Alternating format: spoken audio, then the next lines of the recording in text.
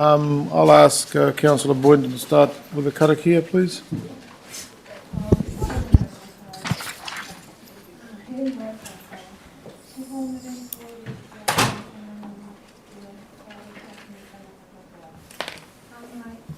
I te atua i ngā kahau ki roto ki tēnā o mātou. Whakatongi a tō wairua tapu hei awhina hei tōtu i a mātou i tēnei wā, i tēnei hui, i tēnei wānana. Āmene. Kia ora. We have online Councillor Puller and CE Steve Purdia. Meeting notices. Welcome councillor, staff, presenters and members of the public, either present online and those watching at a later date. Council briefings are recorded. Public gallery attendees' presence implies your consent to being broadcast. Health and safety. In case of an emergency, follow the building wardens to the nearest exit. The meeting point is across the road at Peace Park. Bathroom facilities are located opposite the chamber foyer entrance. No apologies registered at this time. Acknowledgements. Anyone got any acknowledgements they'd like to make? If not, we are at the presentation stage. It's looking like it's going to take 90 minutes. So I'll hand it over to the team. Thank you. RV. Bonjour. Morning, councillors, mayor. The purpose of today is to review 5 of our bylaws. I'll provide some general background information around the bylaw and the bylaw work program, and then we'll go individually through each bylaw, and at the end we'll talk about the next steps. Just wanted to acknowledge that we had multiple staff involved across the organisation to work and review these bylaws. So we've had the regulation team, our team, the strategy team, the open space, port and harbour, transport team. Some of these staff, they are sitting at the back and they'll come and present when we'll go through each individual bylaw, so might play a bit of musical chairs. I'm happy to answer questions as we go, otherwise we will pause for questions after each section or each section or each bylaw. So, this slide that you will see here is a bit of a picture describing how does bylaw and enforcement work all together. So what are the bylaws? I'm sure you're aware of it, but I'll just do a bit of a recap. They are local enforceable rules, and to be able to set these rules, you need to be enabled by the legislation. There are steps that we need to follow according to the legislation to review these bylaws. Often our bylaws are used to achieve compliance, but mostly from an educational perspective. Prosecutions are often a disproportionate response to the level of offending envisaged by the bylaw. One of the complications that there is around bylaw is there are different enforcement provisions that apply depending on the activity being regulated. So some say that the bylaws are taken more seriously when there are infringement fines that can apply, but these enforcement measures can only be taken if there's the right legislation. So that's the case, for example, for dog parking.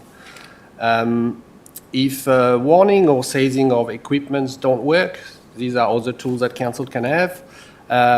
We can apply to the district court for an injunction or to restrain a person from committing a breach of the bylaw or taking a person to court. If convicted, fine up to $20,000 apply. However, I'm sure you'd be aware of this, the cost, time and uncertainty associated with this is a major disincentive for council to take this action. Potentially it can make the bylaw quite toothless.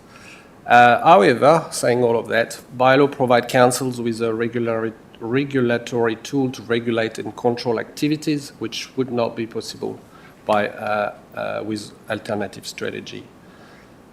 So before I go a bit more in the background, I'll give you an update around the time frame. Any questions so far? Yeah. Through you, Mr. Chair. Good morning. Morning. To everyone and yourselves. So in the past 5 years, how many bylaws have we enforced or taken to prosecution? Yeah. We'll go through this for each individual bylaws. All right. if that's okay, but don't hesitate. If we haven't answered that question precisely, don't Okay. hesitate to ask it again. Thank you. Thank you. Yep. Just your last point there, could you just repeat that? I didn't quite grasp it. The last point. I was mentioning that bylaw provide council with a regulatory tool to regulate and control activities, which sometimes is not possible with alternative strategies. So policies, strategies, or education, partnerships, that type of stuff. We'll go through that again. Could you just give me an example? Yep. Can we do that as well through each individual bylaw? Sorry.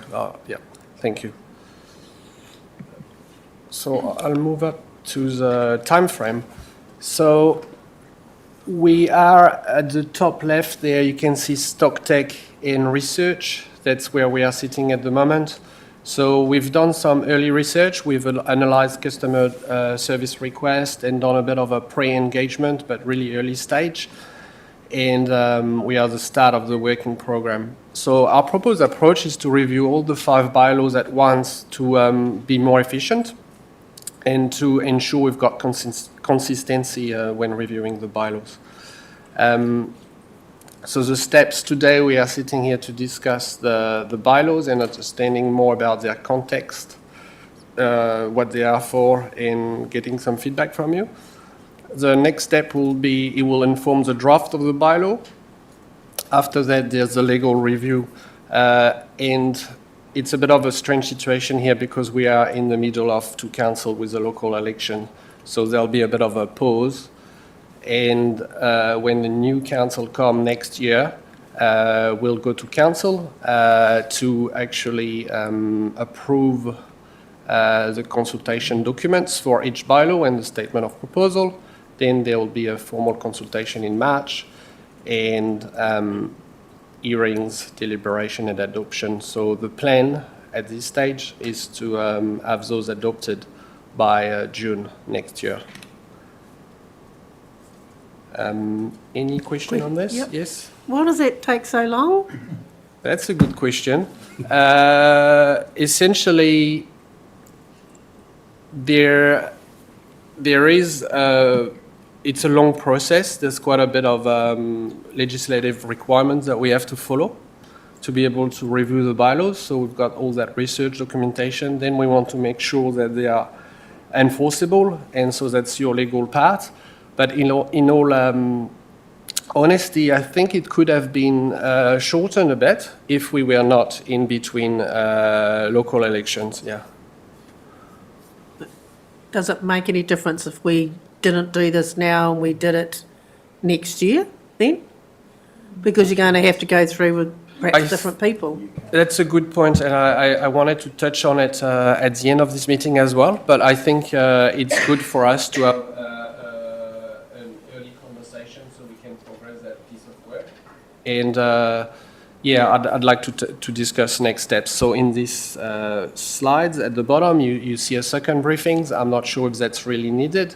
And then it will be moving towards a new council where we'll maybe have a recap about what we discussed today and the work we will have done from now on to next year before the council meeting to adopt the draft document. Thank you. Do you have any data over time of how many bylaws, a stock take of bylaws as a function of time? Because I've got this theory that we just keep on introducing bylaws and society becomes more and more constrained. So over time, are the number of bylaws increasing, is my question. I don't think they are. We have 10 bylaws at the moment, so we're reviewing 5 at a time. Yep. Yeah, I think we went through a process probably about 10 years ago where we consolidated a lot of bylaws. So we did have lots of individual bylaws and we brought them together into a lot more kind of integrated approach to our bylaws. But I would say that we're probably pretty much the same number now. We've reduced them, yeah. There's been a new one. There's been a new one that was adopted last year, the Freedom Camping one. But I guess within the bylaw, within each package, the numbers are the same, are they? Like, thou shalt not do A, B, C, and D? Has that increased? Are you talking about the restrictions for each Yeah, bylaw? each clause, I suppose, or each rule. Depends on the outcome of the review. And obviously, this work is about reviewing rather than introducing new conditions. This is about checking that the ones that are there are still fit for purpose. Sometimes there might be the odd thing that has changed in the environment that warrants a new stipulation. Sometimes there might be ones that get taken out. It's over time, there isn't generally any kind of trend towards more limitations or less, I don't think. And if I could just add to that, they're meant to address a problem. So if problems change within the community, a bylaw might be an effective way of dealing with that. Okay, thank you. And just say, I'm at the end of my third term, and I don't recall many bylaws being added or increased restrictions being added, really. Although sometimes it might be around enforceability. My question was, in terms of the legal review, is that something we've got expertise in-house to do, or do we have to go outside for that? Because I remember there was some talk about bringing more legal expertise in-house as a cost-saving exercise. So our thinking is to use our legal advisor to sort of coordinate and have oversight on this. So we'll work with her. But I think we'll also go for external legal advice, Yeah, as far as possible, we'll do it in-house to save cost, yeah. I mean, we actually have several lawyers, quite a number actually. Yeah, one. All right. We'll come back to this slide at the end to discuss, the next steps. I'll keep on going. So the question was around, do we have more restriction or not is a good question, and actually we have bylaw to check if the bylaws are still addressing the existing problem, if there's other way to address those problems, and what in the different options. So we'll document all of that. Anyway, so why do we have bylaw, or why can we make bylaw? So the Local Government Act is enabling council to create bylaw to protect the public from nuisance, to protect, promote and maintain public health and safety, and to minimize the potential for offensive behavior in public places. The next information in there is they usually reviewed every 10 years. So all our bylaw are, except the two adopted last year, most of our bylaw were adopted in 2018, so the review is in 2028 technically. But we had a policy and bylaw update report that went to council in May 2025, and it was decided to bring forward the review of some of the bylaws to ensure we would have sufficient capacity within the team and the organization, as we're going to move to an LTP year, and it would be difficult to progress all bylaws at once with the LTP. Yep. Are we able to review any bylaw at any time? You know, like say circumstances change at some stage, can we just review them sort of willy-nilly, or? Sarah can correct me if I'm wrong, but yes, you can. But it's a fairly heavy process. So each time you are making change, unless they are extremely minor and just like typo type stuff, you'll have to consult. So we'll talk about this. So it's quite a heavy process. Yeah.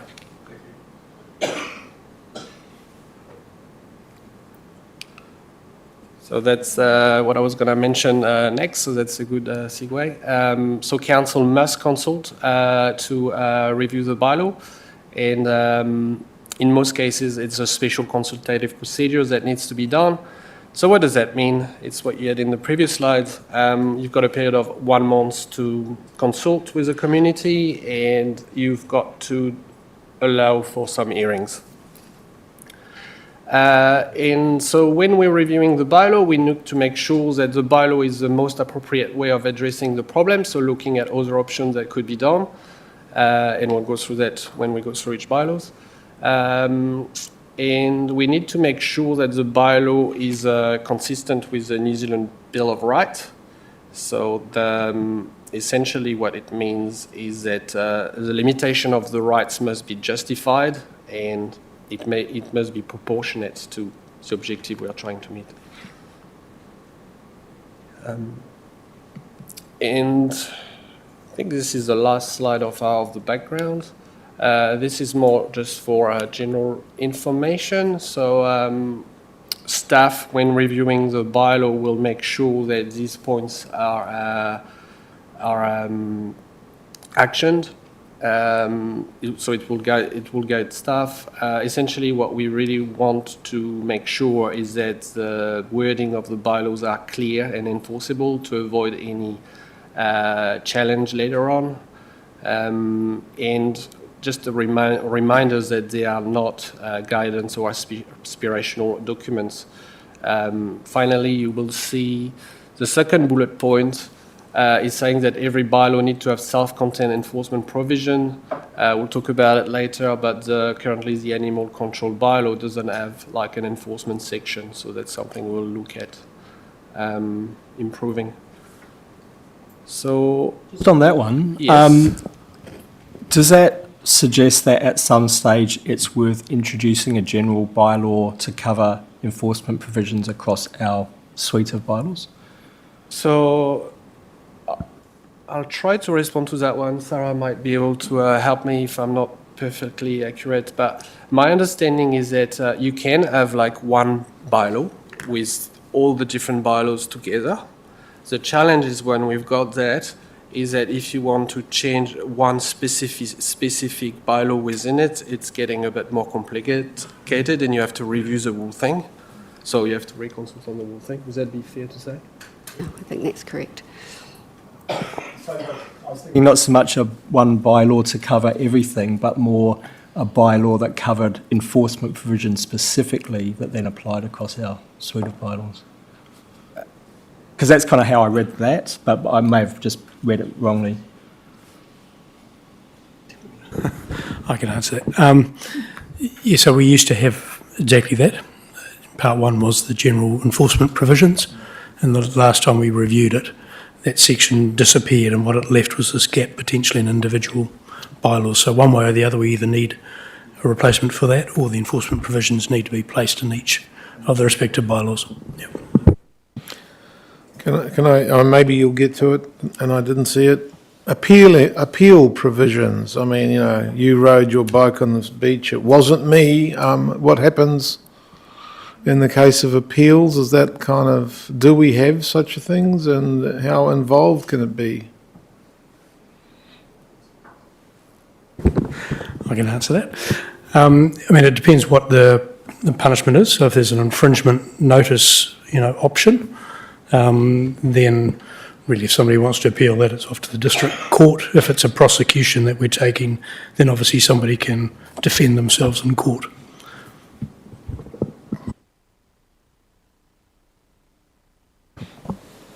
So is it council staff that issue the infringement and then police enforce? Depends what the bylaw is. Yeah, so I think you'll see 5 of them today. One of those is around the sale, or the alcohol one, that is enforced by the police. The others are council enforced. So it depends what the bylaw is.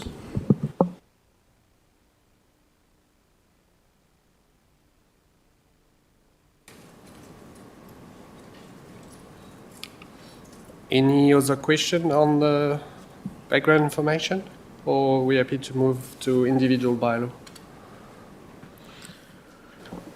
Well, it just kind of goes back to the question I asked first about the prosecution of bylaws, or are you going to give a summary on each one of these? Yes, so you'll have enforcement section for each bylaw, and if it's not enough or you want to know more, we Well, can. it's really more understanding, How for does- all this work, how much do we actually enforce it and get prosecuted and receive any money for? Or will this all just cost us money to do? Yeah, in terms of the bylaws that we enforce, I can't remember the last time we took a prosecution, and it's this issue, and I think it's an important point, because, yeah, it is often very disproportionate and costly and time-consuming for what actually the offence is under the bylaw. And so I think the reality in considering the bylaws in the review is that is an outcome. We often will get to a point where we're trying to use a rule in a bylaw to get a result. If somebody refuses, unless we go to prosecution, and we very, very rarely would think that's worth it, we have to leave it, because there actually is no other alternate way of enforcing it. So the bylaws really there for the majority of the population who are law-abiding anyway, and those that are going to do it are going to do it. I think for the majority, I think pointing out the fact that there is a rule and you can't do something often does get the result. You're right, for the majority. For those that truly just don't want to, that is where the prosecution conversation usually comes in, unless, of course, the infringement option is available, but that's few and far between at the moment. I just wanted to add, yeah, it's a really good point. So we are not the only one in that situation. All council are in that situation. And again, it's about how much power have actually local government around that. And so there's one end of the spectrum is the prosecution, the other end is the education. But in the middle, there's not, for a lot of our bylaws, there's not many options. But realistically, the occasional prosecution is actually probably quite valuable because it actually says to people, we will enforce if driven to. Yeah, I mean, in terms of 'Cause it's- prosecutions we have taken, not necessarily under bylaws, that's exactly the test. Is there a principle here that we really need to try and get a good decision on? Yep. Yeah, and when we reviewed the bylaw, we've asked the question to staff, like, do we actually need the bylaw? And quite often the response was, yes, we need it. If something really bad happened, then we've got the right tool to be able to go to court.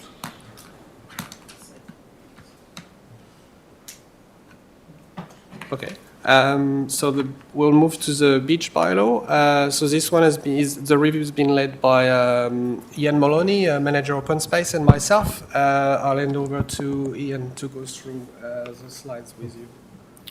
Good morning, councillors. So this beaches bylaw sits within the open spaces portfolio, and the purpose of the bylaw is really just to protect the beach environment from damage, and also to control the activities which may have adverse, impacts on the on public use and safety. It covers a number of areas, including and they listed including waste. So it really, prohibits the disposal of waste on the beaches. The landing and takeoff of aircraft is not allowed. It covers the use of vehicles, including no parking on vehicles and driving, which is really only for the purposes of launching and retrieval of boats. It also covers the use of quad bikes, which are really just for recreational fishing purposes only. And then it also sets out certain conditions around the use of those as well. It covers horses as well. There too, they're only allowed to be used in certain areas of the beach. Also looks at fires, so it allows for those, subject to certain criteria or conditions as well being met. Covers organised events, camping and structures, so it doesn't allow for camping on the beaches. And it also allows for life-saving, and then also the hiring of craft for use in the sea. There is a current enforcement provision within the bylaw. However, as previously mentioned, I'm not aware of anyone ever being taken to court, to be prosecuted for breach of the bylaw. I will cover that off a little bit later on in the presentation as well. Yes. Sorry. With the quad bikes, Yes. We're seeing a lot more damage done with, like, say, dirt bikes, for example. Where do they fit in? Under vehicles or? Under vehicles, yes, Okay. they do. Yes, Thank so they're prohibited on the beach completely. And just, sorry, and camping, because I'm just looking at the bylaw now, so there's a section in there on camping. Yes. Is that being superseded now by, if you're homeless, you're allowed to camp on the beach? No. No, it does not allow for camping on the beaches as well. So if you're homeless, you can remove people off the beach. The homelessness is covered in the Freedom Camping Bylaw, Yes. where we don't have the power to actually remove homeless people from freedom camping sites as such. But from our reserves, so the beach is really classified as a reserve, so we can actually remove people from there as well. Excuse me, just moving on. So we've had a look at the last. Oh, sorry, I didn't. No, that's okay. I just had a question around, what about those who may be gathering kaimoana or, in a cultural aspect, they may be there for tangihana, to be able to gather seafood and things like that, and they've got vehicles. What happens there? Well, in those cases, they would need to talk to us first. Okay. Just, yeah. So we're aware of what they're intending to do, and we can actually provide, authority or permission to do that. Okay. Thank you. So just another, and drones on the beach, that's not considered a nuisance or any damage? You said drones? Drones. Drones. Yeah. I think that's covered in a separately. It's a good point, because I was looking at it one day when I was walking around the beach, around the airport, and I think it's covered by the Civil Aviation Authority. Yeah. We do have signage up around the beaches to say that drones are not permitted, Yeah. and particularly, I think that it's within 4 kilometres of the airport. So we do have signage up, asking people not to do it or prohibiting it. Yeah. Just on that point, I think you need to be aware there are an incredible amount of drones being used for fishing these days, and so I think you might need to look at that, because there is a standard height of 25 metres or something like that. They can send them out to 800 metres. Yeah. And maybe we need to relook at the drone thing, saying that the only drones allowed to be there for fishing. I mean, you don't want people flying drones snooping on other people, but the real hard-out fishermen are using them just to send it straight out, bring it straight back. And just to expand on that, Ian, we often send out our drone to keep an eye on our spat lines. Yes. Out on the Ohiwa Hapa. Now, we're probably in breach of that, but it also helps us in our Kaitiaki area, so people aren't taking our mussels out of that space and place that has a section 186A on it. So we could be in breach as well, so we might want to talk about that, because we use the drones to keep an eye on our spat lines. I'm aware that Tauranga City Council has got provision around their beach bylaw around drones. Ian Moloney is about to talk about the issues that we've found, relating to our bylaw.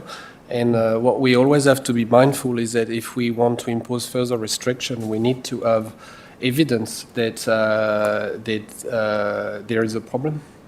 And I'm not sure that right now there is one, but we still definitely need to monitor it. Yeah. Yeah, and I do think that there'd be a bit of an overlap there in terms of the beach and actually them flying over the ocean as well. So it wouldn't be covered under this one. The beach part of it would be, but certainly not the rest of it, yeah. But if this is only going to be reviewed once every 10 years, the use of drones is going to increase, whether it's fishing or kaitiaki-like duties. Wouldn't it be better now to do something to include it, so there's some sort of guidelines around it? We can look into it. Yep. I think you have to be a bit cautious about what you do. I mean, the beach, people fish on beaches. We don't want to stop people fishing, do we? Anyway. But there could be nosy parkers that invade your privacy as well. There's also a difference if you're using drones. Like you'd have to be careful using drones on a Hopi beach in summer when there's a lot of people around, because sometimes they come down and they can be a bit wobbly compared to up the coast along Pikawai, where there's not a person within 3 Ks. There's differences, but I mean, I'd be careful about the nosy parkers using drones. Well, I guess you'd say So the drone thing really needs looking at. yeah, within places where people concentrate for swimming, you wouldn't have someone fishing with a drone. But common sense would prevail, I guess. There is a lot of long lines in Hope that they do Close in Maine. And you'd be surprised.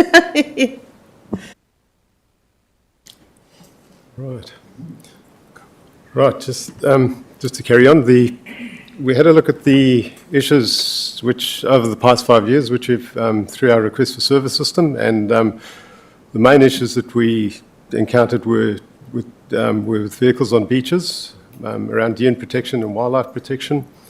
There's some issues around access, also the illegal dumping of waste, some camping concerns, signage, and then structures as well. So there were only 70 requests for service received over that period of time, so it's not a huge amount. So just moving on to the enforcement challenges that we have on the beach. So to date, as I mentioned earlier, there's been no prosecutions under this bylaw that I'm aware of, and we've actually used this as a deterrent on a number of occasions, through educating offenders to stop their activities. So we've had, what we generally do is if someone is in breach of the bylaw, we will issue them with a letter just relating to whatever the issue is. And so it's been mainly around parking that we've had 5 issues, and just quoting the bylaw as well. And generally that puts a stop to it. So it is good as to help us with that. In terms of enforcement limitations, so vehicles on beaches, so the beach is really classified as a road, and as such the police are the enforcers, and they have limited resources to carry this out as well. Quad bikes and motorcycles, they're often not registered. Part of the bylaw is that they are supposed to be registered, but the majority of them are not, so that poses a problem for us in terms of enforcing. The other thing is vehicles parking on beaches. So that's an issue because in order for us to enforce that, we actually have to, issue infringements. We have to have no parking signs down the beach, which is really not practical. So there are a few challenges there, or limitations that we have as well.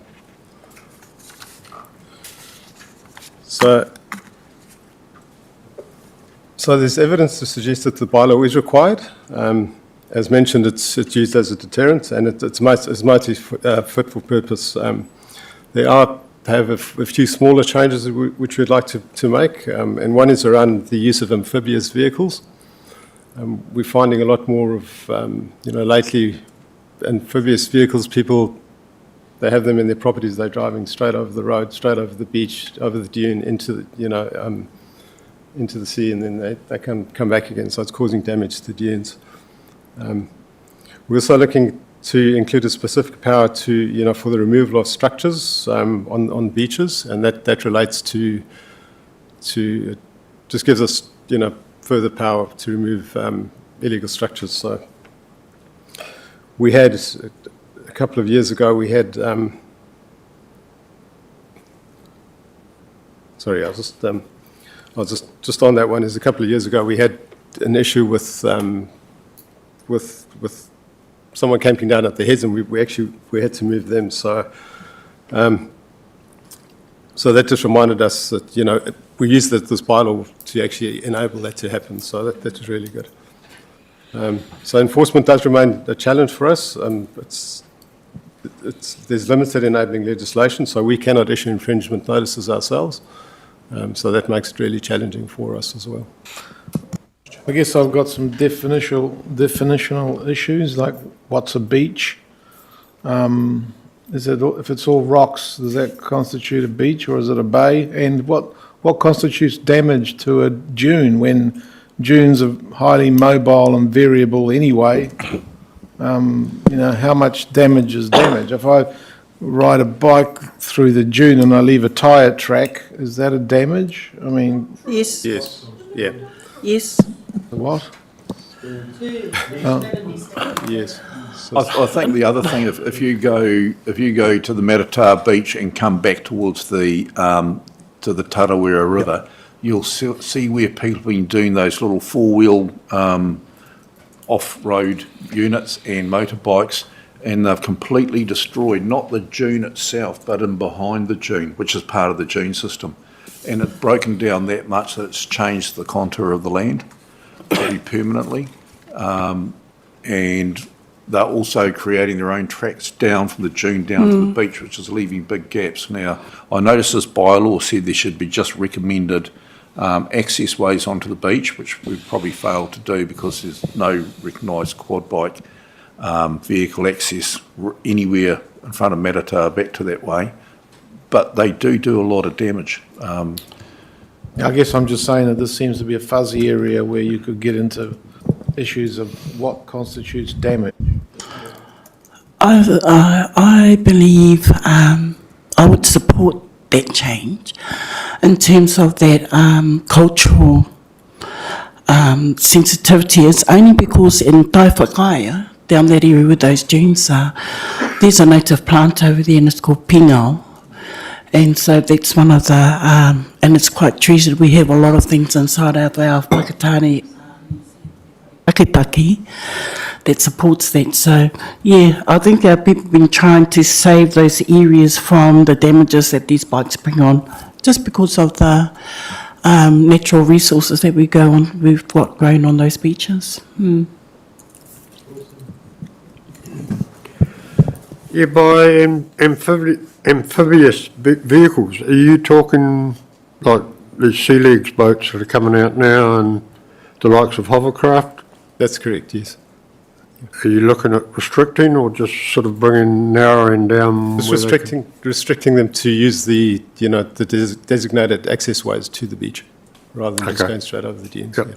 Thanks.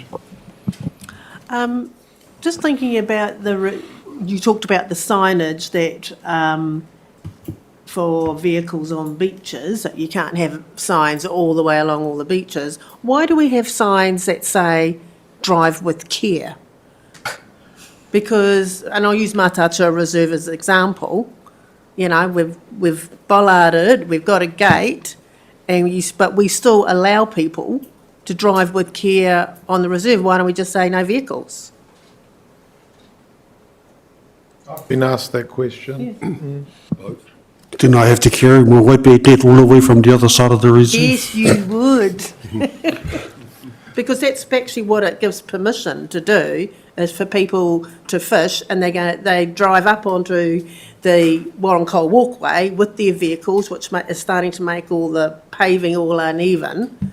We've gone to a lot of effort and costs to try and protect the reserve, and yet we still let vehicles on there. That's not the only example, though. There are other reserves that also have drive with care signs. Remove them. Yeah, Councillor, I think the majority of our reserves, we don't actually allow vehicles on them. There are the odd few, as you mentioned. My Taito Reserve is one. That gate has to remain open for the use of both trailers, and that is, for the parking of trailers. So limiting any vehicles driving, and that would be a challenge. But I hear what you're saying, yeah. Yeah, but the boats, what do we got? 80 boat parked as in the trailers, so when we know it's a boating weekend, it's different from the gate being open all during the week, where, unless there's a fishing, why do we say drive with care? Well, I think it's to protect the users of that reserve, any But other you say users. no yeah. vehicles excluding events, sort of thing. We don't want people pulling wheelies and stuff, I guess, is what you don't Yeah, want. Matatā has the same, they've got people that permitted rip users it up. only. Yeah. Yeah, I think we're getting off the... Oh, it's the Parks and Reserves one, sorry, yeah. Can I suggest that we continue, but we've heard your views and might be something that we can look at in terms of the wording in the bylaw when we actually draft any amended changes. Right, thanks.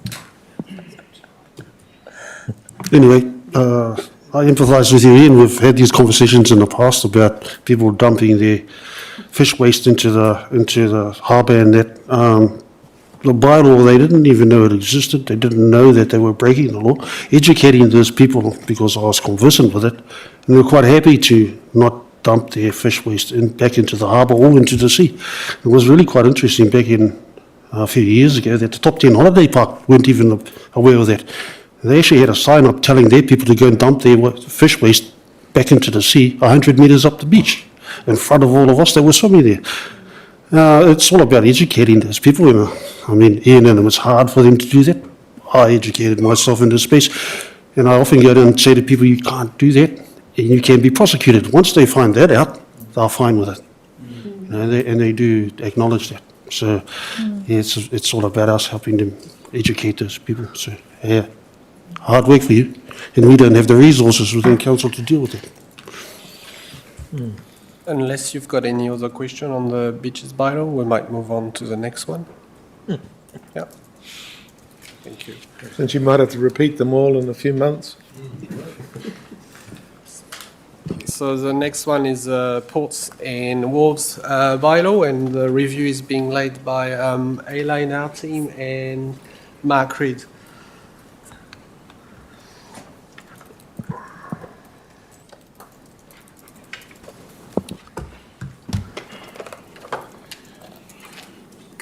Good morning, councillors. So, thanks, Harvey. I'll be speaking to the Ports and Wharves bylaw, and I have with me Mark Reed, who will jump in or correct me if I'm wrong. Cool. So, the purpose of this bylaw is to regulate and control the use of all port structures owned by council. Currently, as it stands, this bylaw covers matters such as residing on vessels, obstruction of port structures, berthage licences, etc. It is also read alongside the Maritime Act.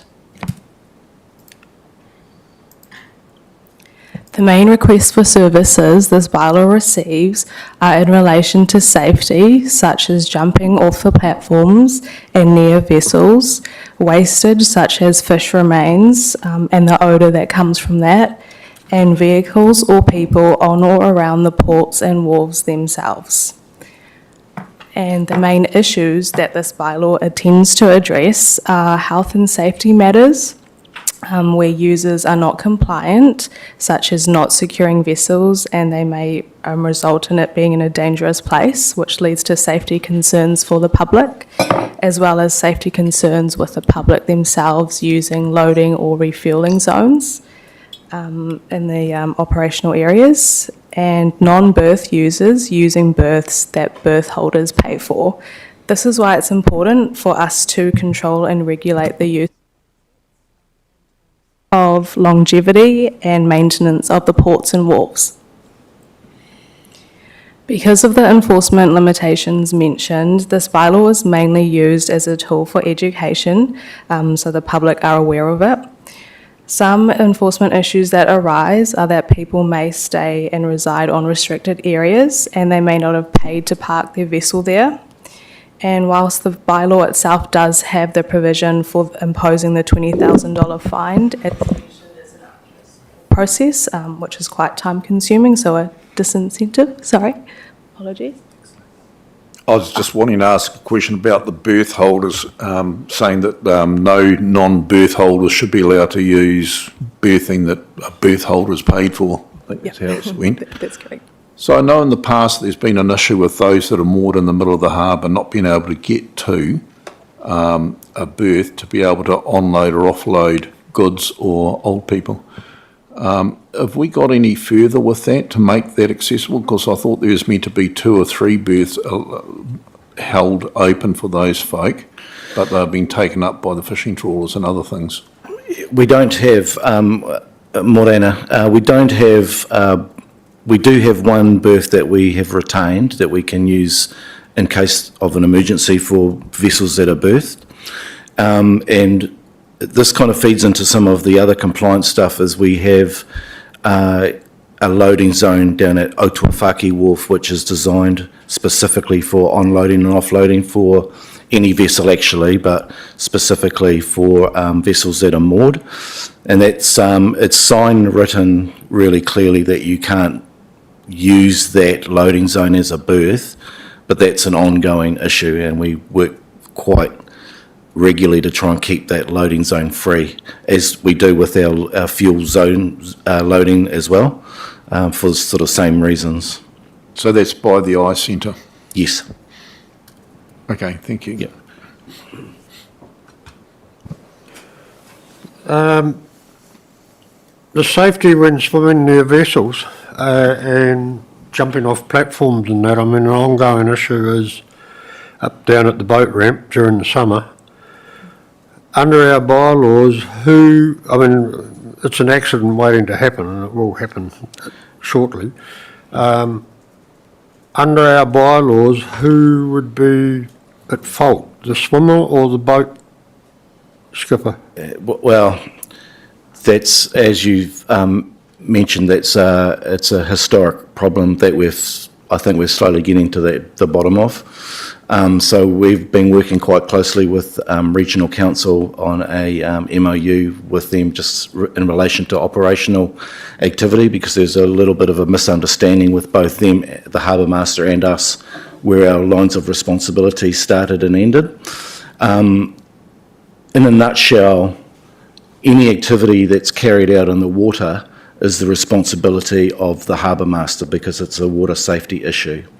So I think some of the requests for service that we saw there were in relation to that, and yet those were actually requests for service that should have been directed to the regional or the harbour master.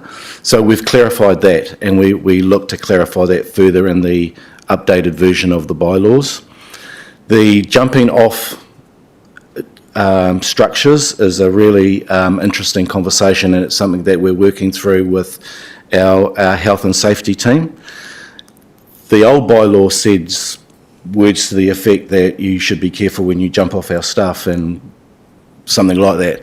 And we've gone to the degree where we've actually fabricated jumping platforms for people to use. And yet the bylaw said you can't do it. So there was a massive contradiction there that we're trying to tidy up. Where we've kind of landed is kids kind of jump off anything. So we kind of need to understand how can we mitigate the risk best we can, knowing that kids will be kids, but still protect us from any liability. So there's a little bit of work to do there yet.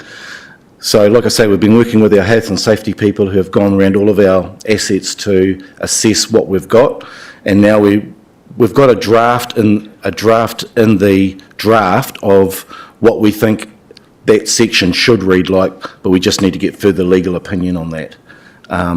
So we're hoping that when this section of the bylaw is completed, it'll actually kind of make sense. But under the Marine Act, the skipper is in charge of the boat. Yes. So my question is, who's responsible if a kid jumps in front of the boat? The skipper or the child or whoever jumps in front? Well, ultimately that'll be for the harbour master to decide. I can't comment on that. It's outside of our jurisdiction, really. It always has been. It's just, I think there's been a misunderstanding of where that line of responsibility starts and ended. So, yeah. Just following up on that, an interesting discussion. So you summarised our current bylaws saying basically be careful when you're jumping off our stuff. To summarise, what should it be reading, or what do you hope it will be saying when we come out the other side of this? Well, I think where we're heading, Councillor, is to a more generic kind of comment, which is rather than providing specific jumping platforms, that we have signage and that reflects, you know, a requirement to take care, and even perhaps, it depends on legal opinion, but perhaps that, you know, if you're going to jump into the water, that you do so at your own risk. Obviously, we can do what we can, and we've, you know, our health and safety team has some really great ideas around having water depth measurements and stuff like that. So we can do as much as we can to mitigate those risks, but at the end of the day, we can't control everything that happens on those assets. Yeah, and I don't think we really want to, in a way. Can I just say as well, I mean, I think, you're right, kids will jump off anything, but I think having the designated places down there has been really good because it's given people a place to go that they're clear is okay. So I think it's been helpful. Just wanted to just check, did you say that people can't reside on boats that are moored in the river? Or we're changing what that rule might be? Moored I can't answer for because we don't look after moorings, but they can't reside on a boat that is berthed for more than 30 days. Oh, okay. Yeah. And who monitors that? Well, theoretically we do, but I mean our asset officer is out and about every day. He soon picks up a picture of kind of who's where. But it does feed into another, there's a way around everything, right? And, we know that there are some commercial fishermen, for example, who pretty much live on the boat, but of course they go away, they come back. So theoretically, they're not in breach of anything. So it's not an issue, but we do monitor it, yeah. So is that change? Because I'm just looking at the old one, it says no one shall reside for longer than 7 days or more than 14 days within any 3 months. So are we changing that to... No, sorry, I got confused. You're right. Yeah. I was thinking about the leaving a berth empty was for 30 days, yeah. But they can if they get consent. So presumably if they can demonstrate suitable containment facilities and whatever, we might allow them to... It's the grey water that we need to establish as secure. Yeah. It's reasonable, yeah. Tony? You might have already covered it, sorry, but just around the liability and council's liability. So if somebody, has a terrible accident at one of our designated areas where they're jumping off. Sorry. Aroha mai. I was just wondering about liability of the council. So, we've got designated areas for people to use to be able to jump off the wharf or anything like that. Where are we placed as a council for that? Thanks for that question, and it's something that's almost given me sleepless nights since I've been here, in that we actually have jumping platforms,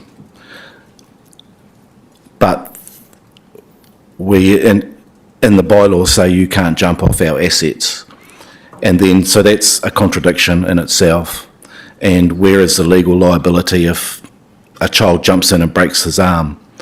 We're still trying to untangle some of that stuff as part of this process. And so I want to be, when we issue the new bylaw, we want to have that question locked away, because that's a pretty important piece of the bylaw to get squared up. Yeah, absolutely. And when you say service requests, does that include complaints? Yeah, basically. Okay, so 33 complaints since 2018 is only 4 or 5 a year. We're doing really well. Yeah, I agree. Yeah. And like I say, some of those are to do with kids jumping into the water behind boats, which isn't our jurisdiction anyway. So it's even less than that. Got a jumping platform upstream of the ramp, because we've put a perfect jumping platform where the boats are. We need to send it somewhere else. All right. Can I just say also that could be something we highlight when we go through our legal review, so to see where we stand. Just an additional question. Oh, darn. What were you saying? Something about jumping. Upstream. Away from the boats. Oh, we'll come back to you. I didn't write it down, that's why. It was something simple. Yep, go on. Carry on, folks. Thank you. So in terms of other enforcement options, it may not be a practical option to try and seize or relocate a vessel in terms of actually seizing it itself, moving it, and where to relocate it. And as mentioned, existing legislation does not enable us to issue infringement fines, which may have been an effective way of addressing the issues. So those are the enforcement limitations of this bylaw.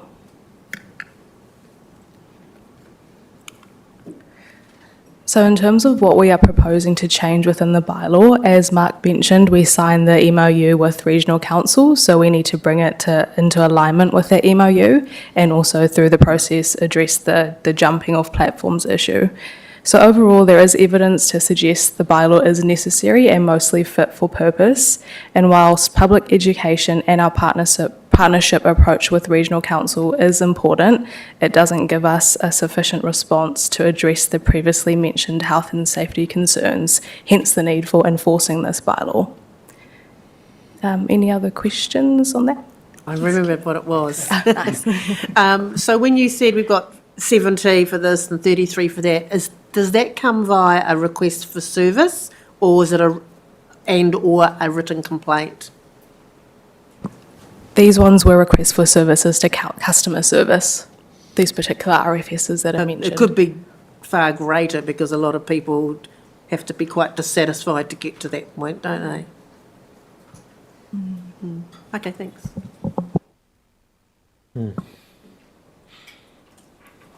I know somebody who sends emails to me every 5 minutes.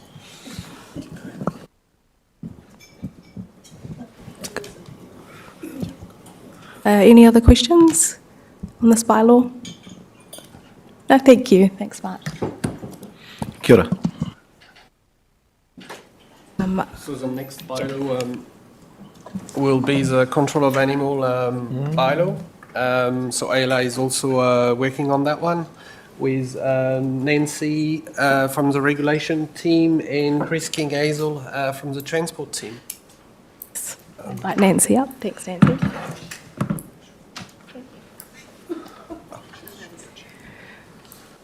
But we also have Chris King-Hazel with us, who will speak to the stock crossing part of this bylaw. Thank you.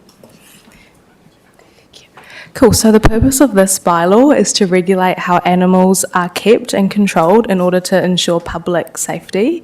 Currently, this bylaw covers pigs, beekeeping, poultry keeping, nuisance, odour, wandering or roaming animals. The majority of requests for services that this bylaw receives are mainly the public seeking clarity on the bylaw itself or animal control procedures, as well as callbacks and follow-ups.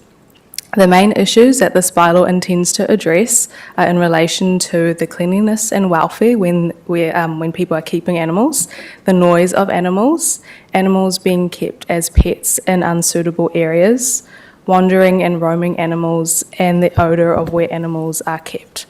Furthermore, there are around 68 RFSs that relate to stock control and stock crossing, which I will speak more to soon.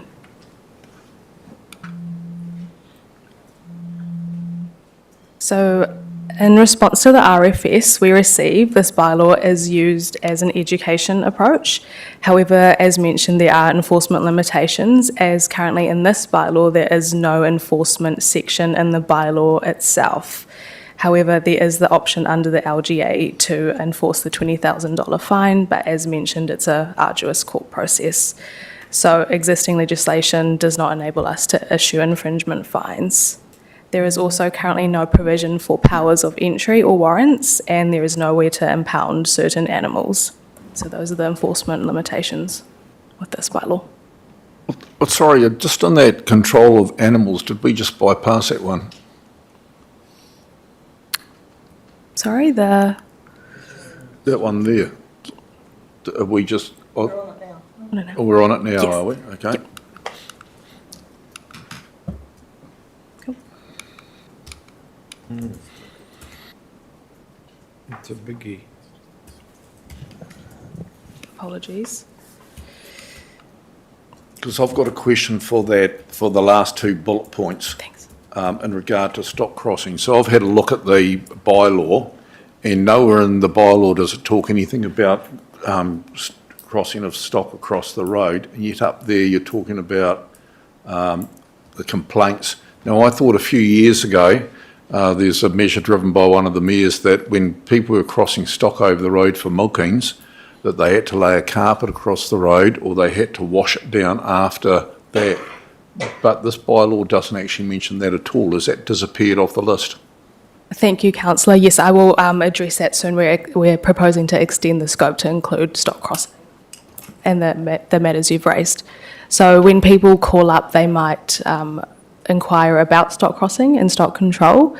So that's why we're hoping to incorporate that into the existing control of animals bylaw. But wasn't it all incorporated probably 8 years ago or longer? Yes, that's correct. I think David's going to speak to that. But it's Yes. not now. Yes, those provisions were in the bylaw 2 times ago, Okay. and it was removed in the last review of this bylaw. So I think the team are promoting that it should come back in again. I'd object to that, but that's right. In regards to bringing that bylaw back, yes, I've been out to Waimana where there was a lot of concerns around, well, I can't say the word, really? Well, matters on the road, kind of a thing. So there's been, but I'm also happy to say that our staff were on the scene and negotiating and also ensuring that the farmer was also, if there was any concerns that he had, but he worked really well with the staff to try and mitigate all of that muck on the road, because there was going to the entrance of Waimana Valley, and a lot of them stay at the far end of the valley. It was just around their cars and things like that, but it's worked out really well. So to bring it back in would be really great too. My concern would be, is it stipulated every road? Because obviously the road up to Mirapara is a main road. The road out different places are main roads, and a lot of those now are getting under the road tunnels put in. But if you go down little side roads, McLean's Road or little Woodley roads down the, I don't see why we're having to enforce that rule, because it is the rural area. Can I just respond, Councillor Dennis?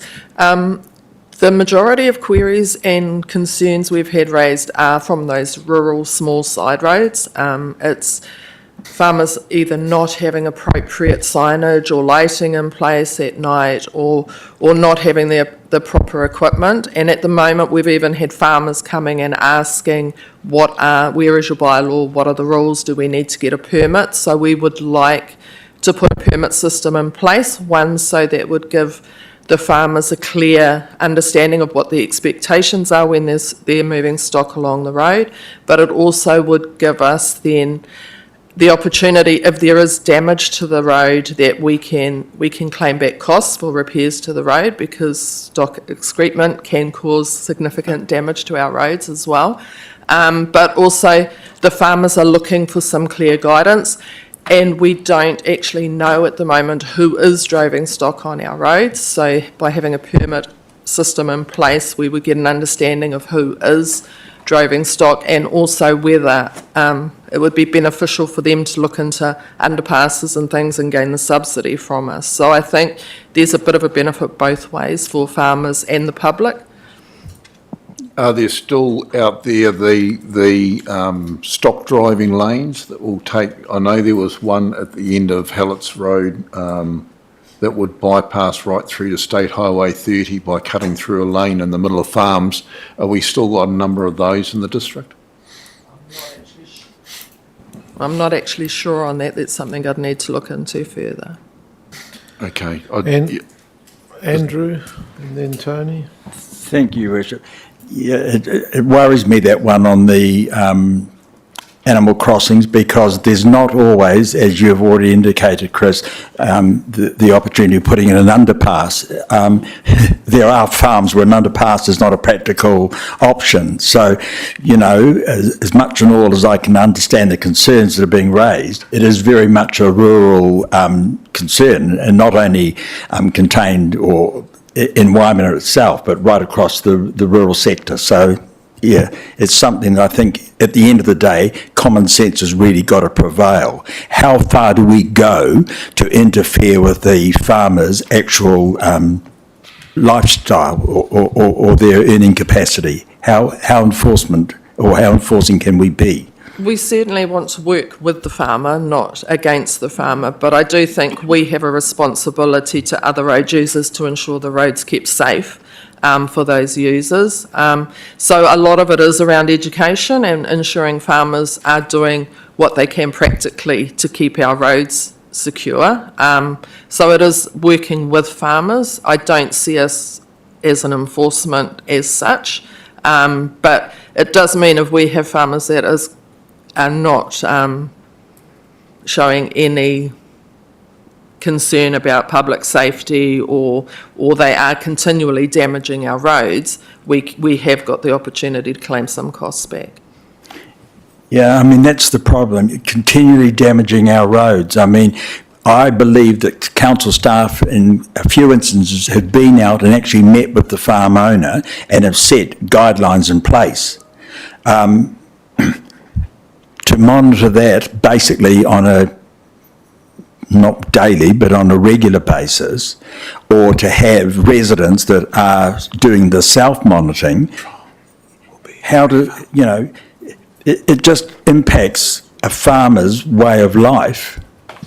I don't think we would jump into any situation without ensuring we had our facts in order. And as I've mentioned, we do try and work with farmers. We have put things in place to support farmers driving stock. We do have some licences, so we've made areas that they can traverse their stock. Right. So I think we work well with farmers.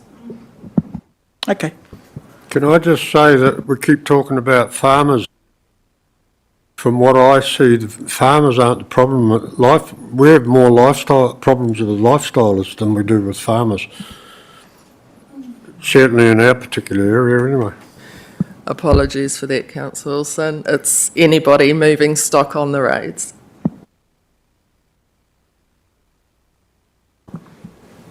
Thank you. Moving on to our proposal. So we are proposing apologies. I just had a parto with the RMA changes, and in particular with farmers, now that they're going to be able to have more discharge. That's something different.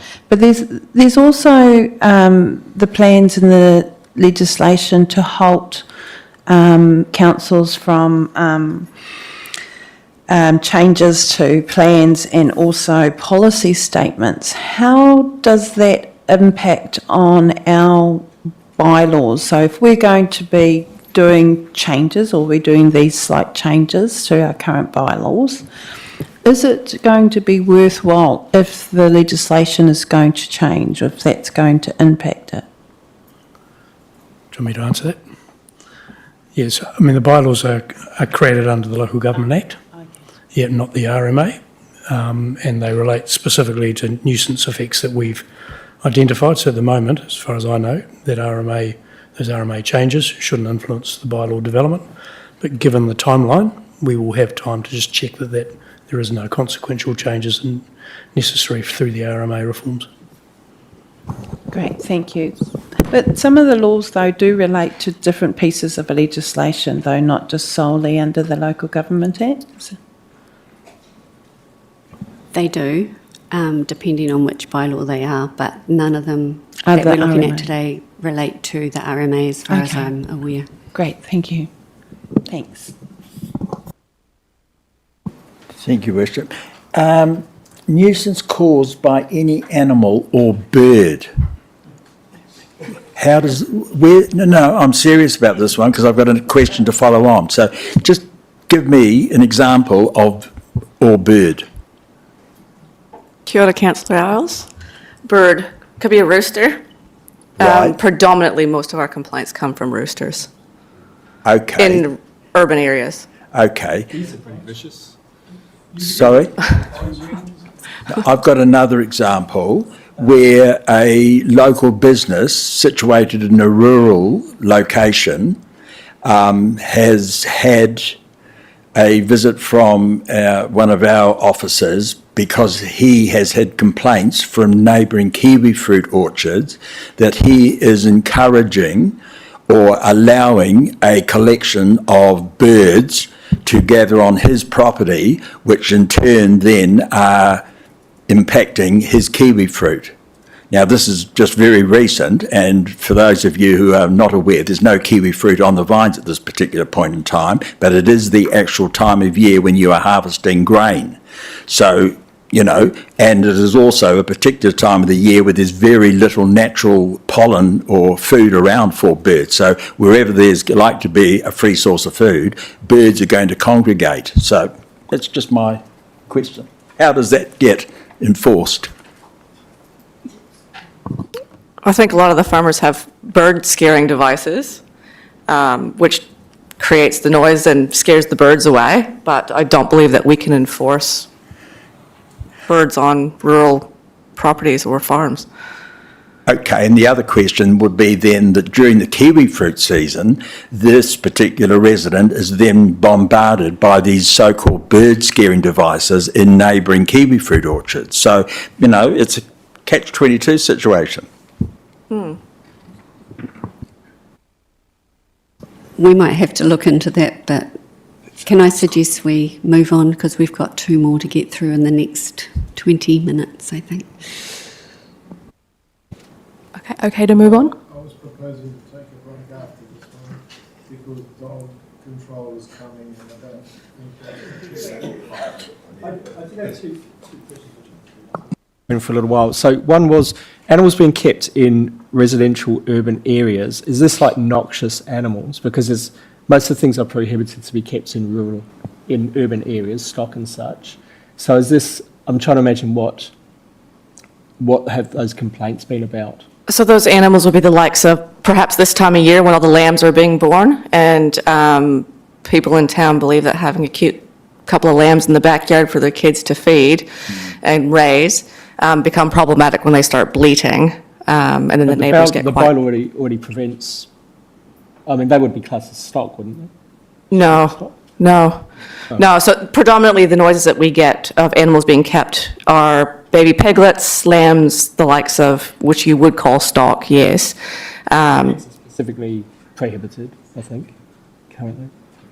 But people in town will try to gain piglets and raise them in their backyards, and this is this is where we get those. Yes. Right. Thank you. The other question I had just quickly was, it talks about no enforcement limitations, no power of entry and warrants to search.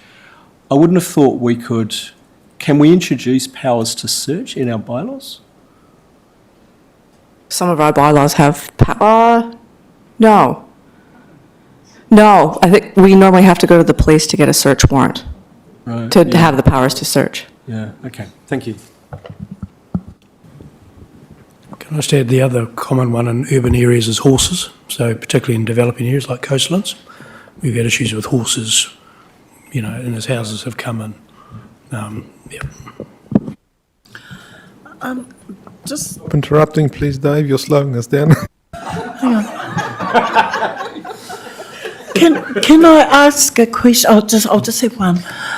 Some of our whānau have been encouraged to grow their own food inside our township, but some also with chickens, you know, for eggs and things like that. What's that impact on those whānau around, you know, sustainable affordability by using, Absolutely. There's no problems with chickens being in town. Usually hens, laying hens, but it's the roosters that become problematic when they start. It'll be good for some of the whānau. They might just get a bit confused. They can't, you know, get their own eggs and things like that. Okay, thank you. Okay to move on? Yes, thank you, Chair. Just to close this, there is evidence to suggest this bylaw is required and it is mostly fit for purpose. We're just proposing to extend the scope to include stock crossing and also insert an enforcement provision into the bylaw whilst working in partnership with the SPCA and educating the public. Thank you.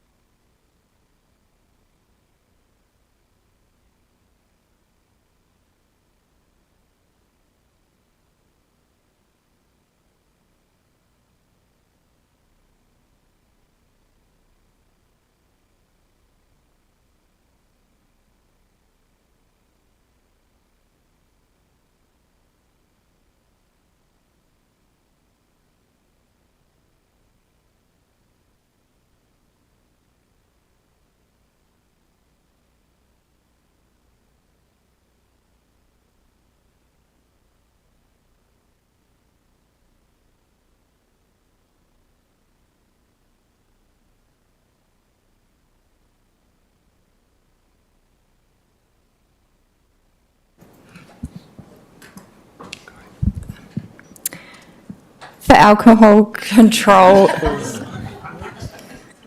areas apply to all beaches, reserves, parks, boat ramps, jetties within the Whakatane district, urban areas including roads specifically identified in the Whakatane Central Business District, Hillcrest Road, including the Seaview Road car park, the Heads and River Edge Park, the Kopiopio Central Business District, or Tarawairere, Kohi Point Scenic Reserve, Taniatua, Murupara, Te Teko and Edgecombe.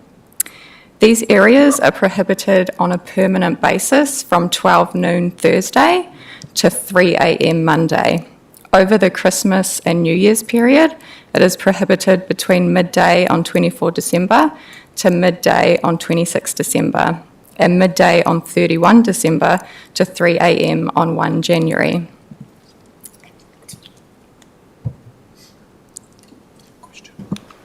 I wasn't aware, and this is my failing, that it was just prohibited for certain time periods. I thought they were prohibited at all times, so I'm quite surprised to see that, and that's not a very long period of time, and I'm thinking particularly of the CBD and areas like that. So are we going to be looking at the time frame as well? If I scan down, you're probably going to have that as one of your staff.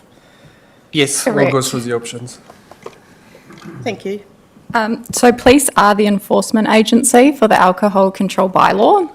We currently have limited data relating to the bylaw, with only 5 customer service requests received between 2018 and 2025.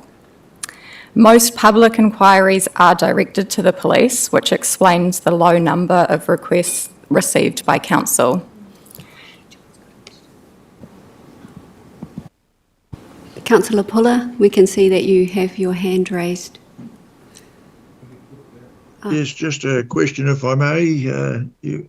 Through the chair, is it about consuming alcohol or just having it in your vehicle that you could be liable on those particular areas? Thank you. Just consuming. Thank you.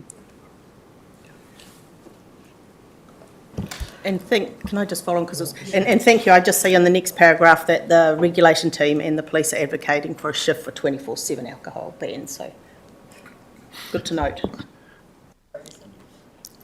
On the feedback from the police, when the second bullet point, it says new recruits may lack training. Is that new recruits in the council or new recruits in the police?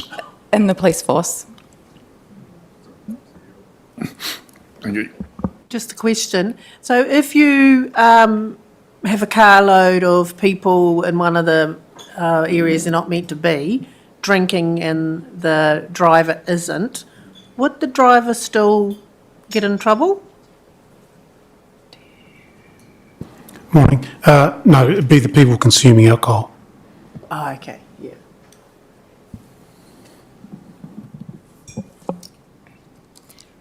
yeah. The regulation team and police are advocating for a shift to a 24/7 alcohol ban to simplify current time-based restrictions. The proposed shift could be seen as being too restrictive. They also support improvements to the visibility and accessibility of alcohol ban areas through clearer signage and interactive digital maps.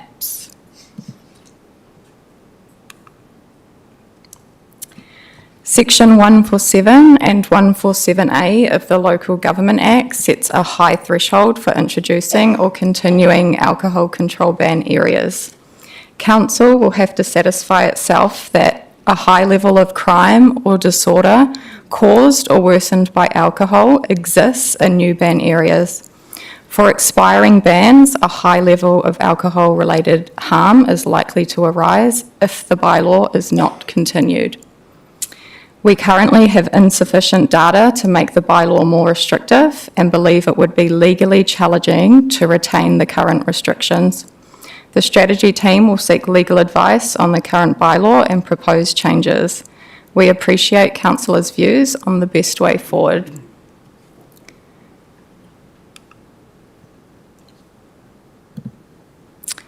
The bylaw is mainly used by police to educate, not penalise. This approach supports community engagement but limits quick intervention.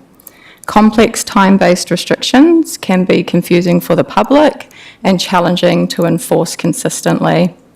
Limited data restricts stronger enforcement options. Map-only area definitions and minimal signage reduce public clarity.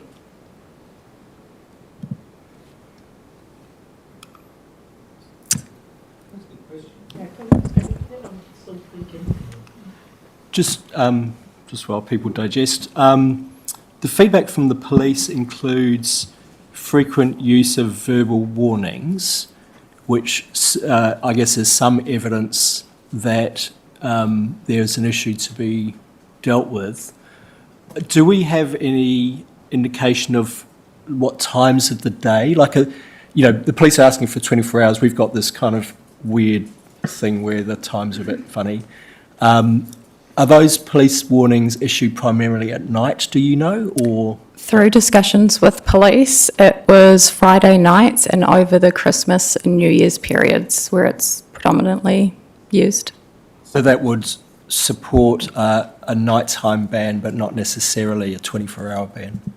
Yeah, thank you.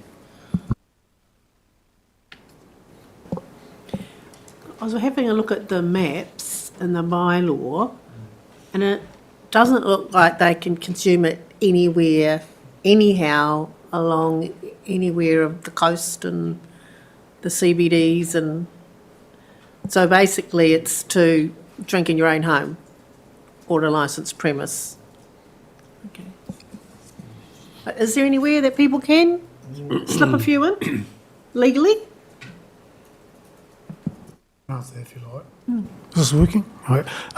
So from a policing perspective, if you or your husband went down and had a wine on Hopi Beach, they're not going to enforce it there for you. But if there's 30 teenagers having a party on the beach, that's where it comes in. What you find with this bylaw was brought in a long time ago with the legislation for when we had all those New Year's parties. You remember the Tauranga and even here, and that's what it was for. And as police, we used to lock people up all the time. That doesn't happen anymore. The last 10 years, you wouldn't get locked up for breaching the liquor ban unless you were doing something else. It's all about education, warning, seizing alcohol. And that's why we haven't got a lot of data, because police aren't recording it, because it's such a minor issue now. But yeah, going forward, if you remove the ban, then I would suggest you'd have those problems resurface. Thanks. And also, alcohol's got so expensive that people don't consume as much.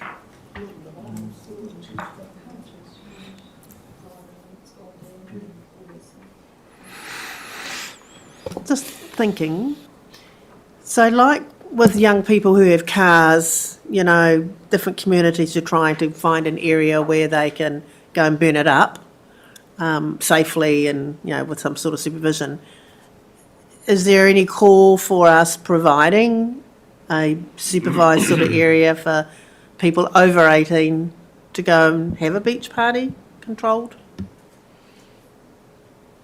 Or they just do it regardless? Yeah, not that I'm aware. Yeah, they're just doing it regardless. But I'm thinking about, Gisborne, they have their thing, and Whangamata, they have their thing. So they actually have, is it something that we could think about in the future, because it does bring more revenue into the district? You're talking about creating an event. Yeah. Oh, 100% you could. Yeah. So the bylaw has got an exception in there for special events. Okay. Yeah.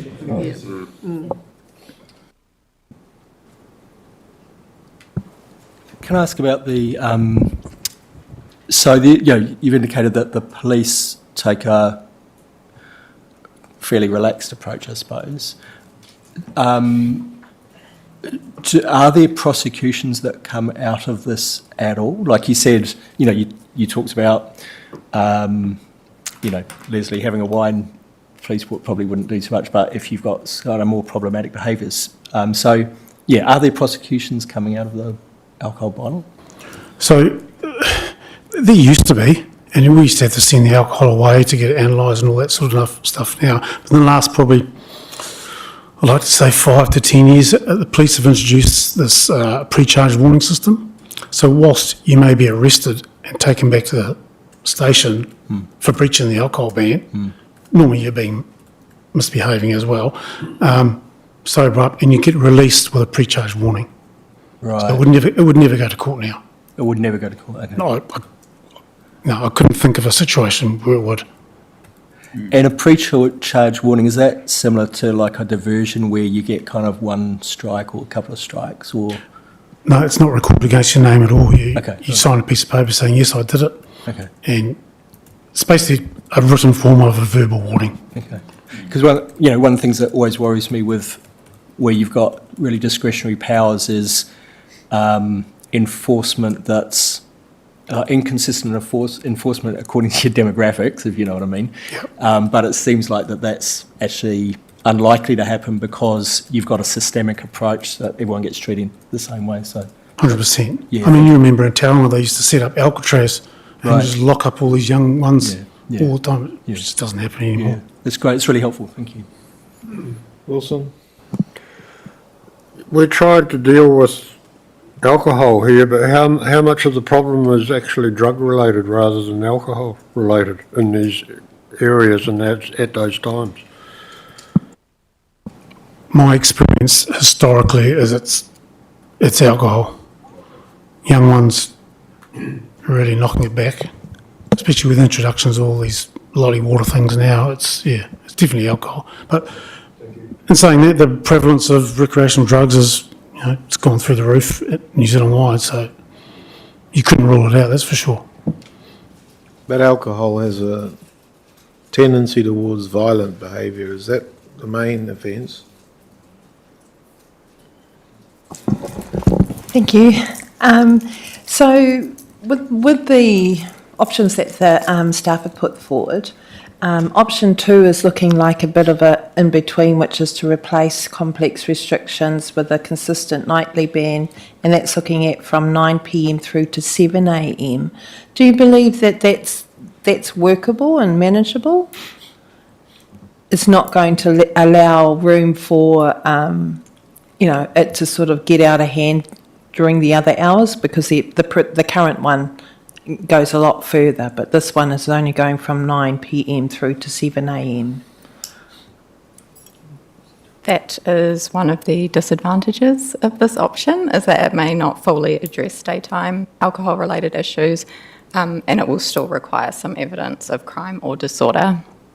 But supplementary, but currently because the incidents have been so low to date, there isn't really strong data there, and there seems to be a shift in culture because of all the bans that we have had before, where those massive gatherings and things like that aren't prevalent today. I'm just saying that there seems to be a strong case to say we're not going to go skyrocket back up to the 90s where you'd have hundreds of people all gathering everywhere. So thank you. Sorry, don't know. No, it's not a question, just trying to figure it out. I think that option came from the police, or Hawaii can add to that. So I think the police were looking for an option that was the same for each day of the week. So it made it a little bit more practical for them. Can I ask a supplementary on that? And it seems to me there's a bit more evidential basis to look at a nighttime ban than 24-hour. If you've got someone who's being obnoxious as a result of alcohol during the day, police can still intervene on disorderly conducts and those kinds of things. 100%, you've got breach of the peace, disorderly. Yeah. There's a number of ways to sort it, yes. Yeah, thank you.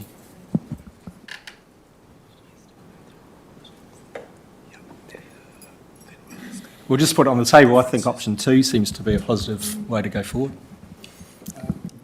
Awaiki could go through, again, individual options, but what would be really helpful as well is to have some guidance from you around what would be your preferred options, noting that we can choose today to go for option 2 and then do a draft bylaws that's option 2 and then get some feedback from the community and change it to option 4, for example.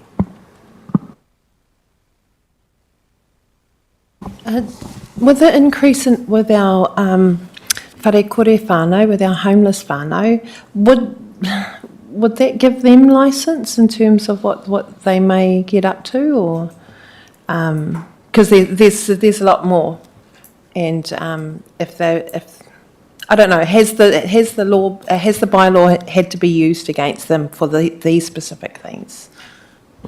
I think at the moment they've got pretty, because it's only, at the moment it's from Thursday noon, so they've got all week that they can drink out here, they can do, and the police do police it, but they use those other, if you remain here and you're drinking, you're likely to become disorderly, so can you move on? There's other tools that they can use. The reason to try and simplify it is because, as you know, you get, a few smart alecks when they've had a few beers and I didn't realise it was Tuesday, I thought, it's an argument. I've had feedback that it's just a bit complicated for some of these young ones to realise. But if it was every day a certain time or 24 hours, I guess option 2 is a bit of a compromise rather than going draconian and making it 24 hours.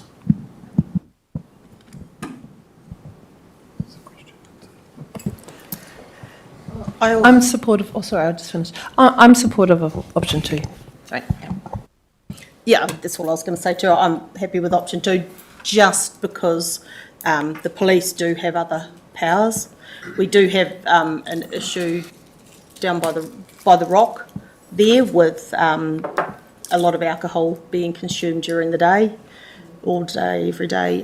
But the police have other powers, so I'd be happy with option 2. I see the reason to go with option 2, but I'm struggling with your timing. I would have thought you would bring it through from 4 p.m. through to about 1 a.m. When we did the liquor licensing bylaw, every pub owner that turned up said that they wanted the licensing to go right through to 1 a.m. But when we asked them what time do you normally shut down, most of them were shutting down at 9 p.m. through to 11 p.m. They just gave up because no one was in the bars. So I don't see why we're taking it through. I think your problem is the preloading and then people coming out earlier in the night, whereas later in the night people are going home. So I agree with your consistency, etc., but I would have thought you go from 4 p.m. through to, say, 2 a.m. or something like that. And then the police would have other powers to deal with people that were there from 2 a.m. to 7 a.m., which is unruliness and all that sort of stuff. But that seems to be where the liquor drinking is. But there's only one pub in the Kawerau Potiki Whakatane district that goes past 11:30, and that's the one in Potiki, because people just aren't staying. So I think you just relook at that, but I agree with consistency. I wasn't comfortable the first time I read it, with it being nightly from 9 p.m, because I would have thought it would have been 7 p.m. to 7 a.m. But I wanted to say, before you've got to this point, have we talked to the interest groups that we consulted when we had the alcohol licensing session or policy? We haven't. I've only been in discussions with police. So as this goes out to consultation, they will have that opportunity to give feedback? Yes, they will. Thank you. Awesome. You got any preferences? We've got a question from John Pula. John. Oh, thank you, Mr. Chairman.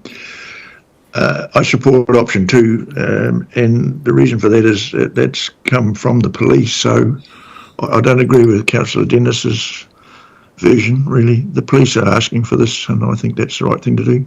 Thank you. Yeah, I would agree with John. Option 2, and police are dealing with it all the time and that, so they know best. I'm happy with the option 2.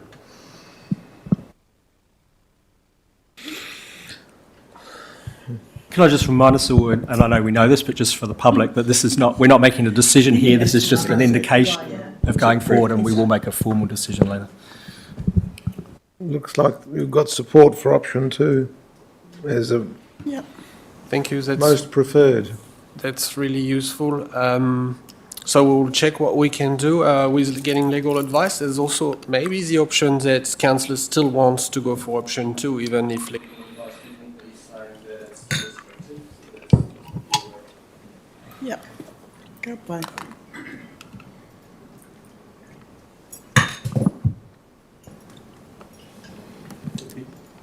Staff are continuing to gather evidence to support potential bylaw changes. Staff consider options 2 and 4 to be most likely and will seek legal advice if needed. Alongside those changes, we will look into improving accessibility of alcohol ban areas and enhancing signage. While public education and working with New Zealand Police are important, these approaches alone do not fully address the alcohol-related issues in our community. Are there any other questions?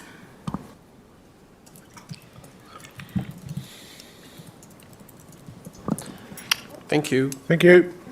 So, last but not least, we'll move to the dog control bylaw. This will be controversial.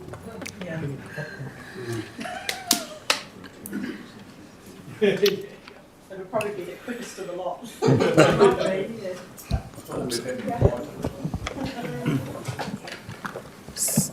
So we've got Elliot Fenton in our team, and he's leading the review with Nancy. Over to you, Elliot.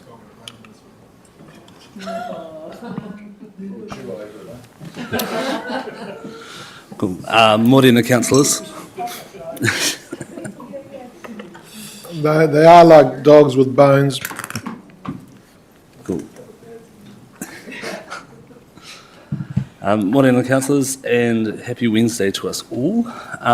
We'll begin with our overview. So just to give a background of our legislative framework regarding the Dog Control Bylaw, so there's the Dog Control Act and our Local Government Act. But as part of our legislative requirements, we must have a dog control policy, and so that is also going to be reviewed separately to the bylaw reviews.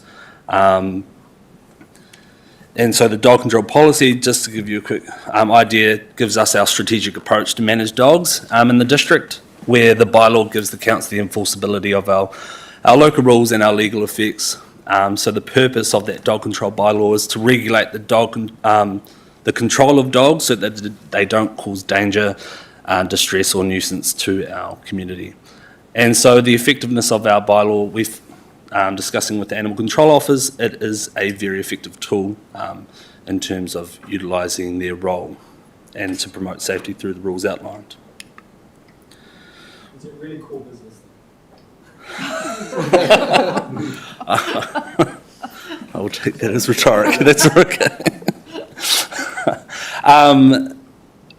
When it comes to our issues, so as you'll see that between the 2018-2019 year to the 2025, so the 24-25 year, there was 13,000 requests for services. And so when that comes into the dogs, that captures everything, all issues such as roaming, lost, barking, collection. So not all of those are specifically, like when we analyse the data, not those are specifically issues that we're focused on when it comes to public safety. So the key issues that we were looking at is the one, of course, the aggressive dogs. So when it comes to aggressive dogs, that's both under attacks, and so that can relate to, as in birds, domestic animals, there's persons, stocks, and there's another category included. The other option, of course, is rush. So if they're rushing any of those same,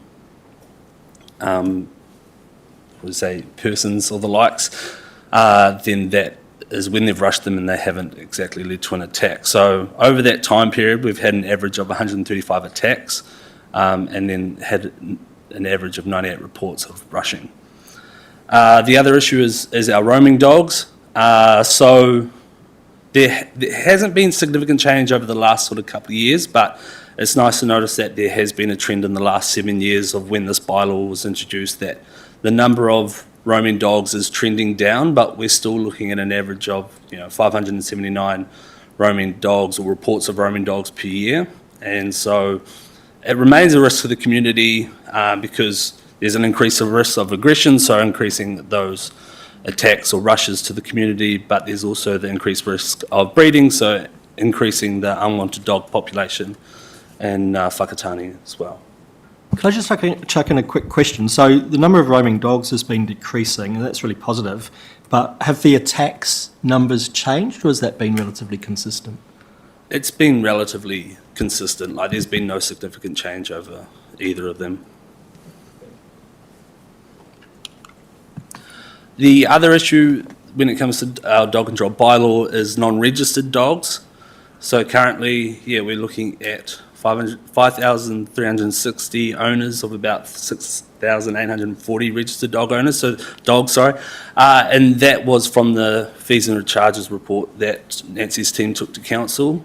This is the data. So from that, there is estimated at 1,480 dogs that weren't registered compared to last financial year. Of course, that's recognising that that can vary whether a dog is put down, dog has died, or they move from the district. But with our registered dogs, of course, that's a significant contribution to our total activity costs to achieve the associated budgets. And so we had a total of 1,523 infringements were given to non-registered dogs between this time of our dog control bylaw. So that's estimated around here $456,000. When it comes to our yes.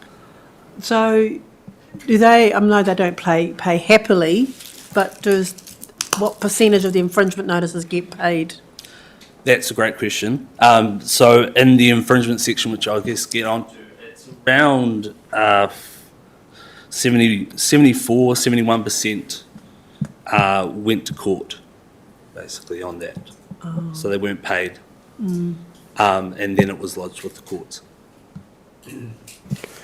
I know this isn't really a fair question, but have you got any slight indication as to how many unregistered dogs would be around the area? I don't, but maybe Nancy might. The unregistered dogs are upwards of, I believe it's over 1,000 of unregistered dogs this year compared to last, or currently out there at the moment. Thank you. Thanks, Nancy. Can I just say, I'm not quite understanding these figures. So looking at the second paragraph there, a total of 1,523 infringements between 2019 and 25. Then the last bullet point under infringements talks about the number of infringements decreasing. Are those the same infringements? We're talking about infringements for non-registration? So the infringements are the infringements in total as well. So there's the non-registered ones specifically. Right. That's one side of the coin, but then there's other infringements for the likes of roaming and stuff, maybe. Roaming, consistent roaming. Yeah, okay, yeah. Attacks, rushes. Right, okay, yeah. Prohibited areas. So overall, the numbers of infringements is decreasing that we're issuing. What is that telling us? Because are incidents decreasing? Are we enforcing it differently? We were enforcing it differently over the past couple of years, and we've had a good deep look into it, and we're changing the ways that we look at how we're dealing with this now. We have now started citing unregistered dogs. Having over 1,000 unregistered dogs in our community is significant, and they haven't been cited over the past couple of years, and so we're reintroducing that citing. Sorry, what do you mean by citing? So what happens is we have our ACOs patrol areas, and if they come across dogs or properties, and we also have a list of the properties that have dogs or have had dogs on premises that were registered in the past, didn't register this year. So we're really coming down hard to find out who these people are and getting their dogs registered. So we can expect those infringements to come up again, probably? Absolutely. Yeah.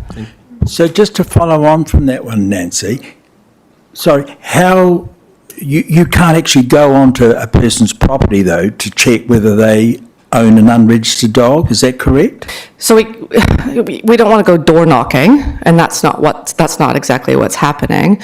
But because we are aware that this particular property has an animal, or they have 3 animals, maybe they have 4 animals now, and none of them are registered. A lot of the times with these unregistered dogs, we'll find them roaming, we'll find them wandering around, in which case we can put the dogs in the pound, they have to come pick them up, they cannot get their dog back until the dog's registered. And they've also paid the infringement fine for having an unregistered dog. So that's one way of citing the dogs. The other way is by property, and knowing that they haven't registered their dogs. We don't go randomly door knocking on people's doors, but we understand who these people are. That's why I wonder how Yes. you could say that there's possibly up to 1,000 unregistered dogs. There could be a damn sight more than that, couldn't there? Absolutely. Hi. And I don't want one, but if I were to have one, what would I be paying for in registering a dog? Do you have, I don't have the fees and charges in front of me, but, so it's $65 for an early bird registration, so you have the opportunity to register earlier, and then I believe it's $93 after that early bird. What do I get for registering it? What's the point of registering it? Just so that we know that they exist, or? I know, but I mean, aside from it being legally required, if your dog goes missing, we're able to find it and return it back to you via the microchip as well. If it's a first offence that your dog's found roaming, we'll probably pick it up and take it back to your house for you. If it's a 3rd and 4th offence, then it also gives us the ability to track dogs and see how many we have in the community, how many are registered, how many aren't registered. It's a big project. Okay. Oh, sorry. I was just wanting to ask, you talked about these people who have the dogs and stuff like that. So are there, is there information or statistics around those who are likely to have this? Because I'm concerned around the whole point of particularly those who are already in poverty, and that they and in some of our communities, there are a large number of dogs in our lower socioeconomic areas, and whether or not placing them in a cycle of the justice pipeline by the fines they've accumulated and then being sent to court, then places them at a huge disadvantage if they're already in a disadvantaged situation. Are there stats on those where the high amount of fines are coming from, and whether or not those disparities are considered when pursuing them to court? We don't have particular stats on the groups or the areas or situations where these occurrences happen. What I do know is we are working quite closely with Kāinga Ora at the moment. They have a policy where each individual house is allowed to have 1 dog, and we're finding that a lot of these houses have 4 dogs and some. So we're really working alongside Kāinga Ora to kind of mitigate that particular issue. In terms of courts, and once the fines go to the courts, that winds up in the court's hands, so I'm not quite sure what they do with that. Okay, it's concerning because what we've seen and what we've known for many of our histories, particularly even mine, my Kauwarua Kinana, part of the raid on Maunga Pohatu was to do with him not having dog taxes, which was a false accusation. And a hugely horrific event happened there, but that's a historic thing. My concern is around the ability or connection or disconnection around having other means or uses of services and considerations of those communities. Obviously, dogs have babies, so the numbers will grow from one dog to another, and they may not be able to afford for those animals to be spaded or neutered or anything like that. Not saying that they should get off free or anything else like that, but is there an awareness over trying to have a preventative measures and working with services around it then going towards a court system kind of thing? Thank you. It's definitely something we can take back to the team and have a look at. I know in terms of neutering dogs or spaying dogs, we have been trying to work closely with the SPCA as well and build that relationship so that we can, and hopefully they can offer the likes of neutering and spaying dogs. Leslie? Thank you. Hello to you both. New one sitting down the table. So just that last line on the slide here, 71% of those taken to court to be recuperated between 2019 and 25, that's a little bit misleading because we want to know, are those that were infringed in 2019, are we just like waiting? Like, and I see on the next slide it says up to $500,000. Yeah, so that's something that I've been looking into to try to decipher what fees and fines have been paid for and which ones haven't, and how long ago and how historical they are, and do they get written off. So this is something that I've been diving deep into to try to get some answers. But you do have a table of infringements per year? Yeah, we do. Supposedly. Yes. Okay, brings me to my second question.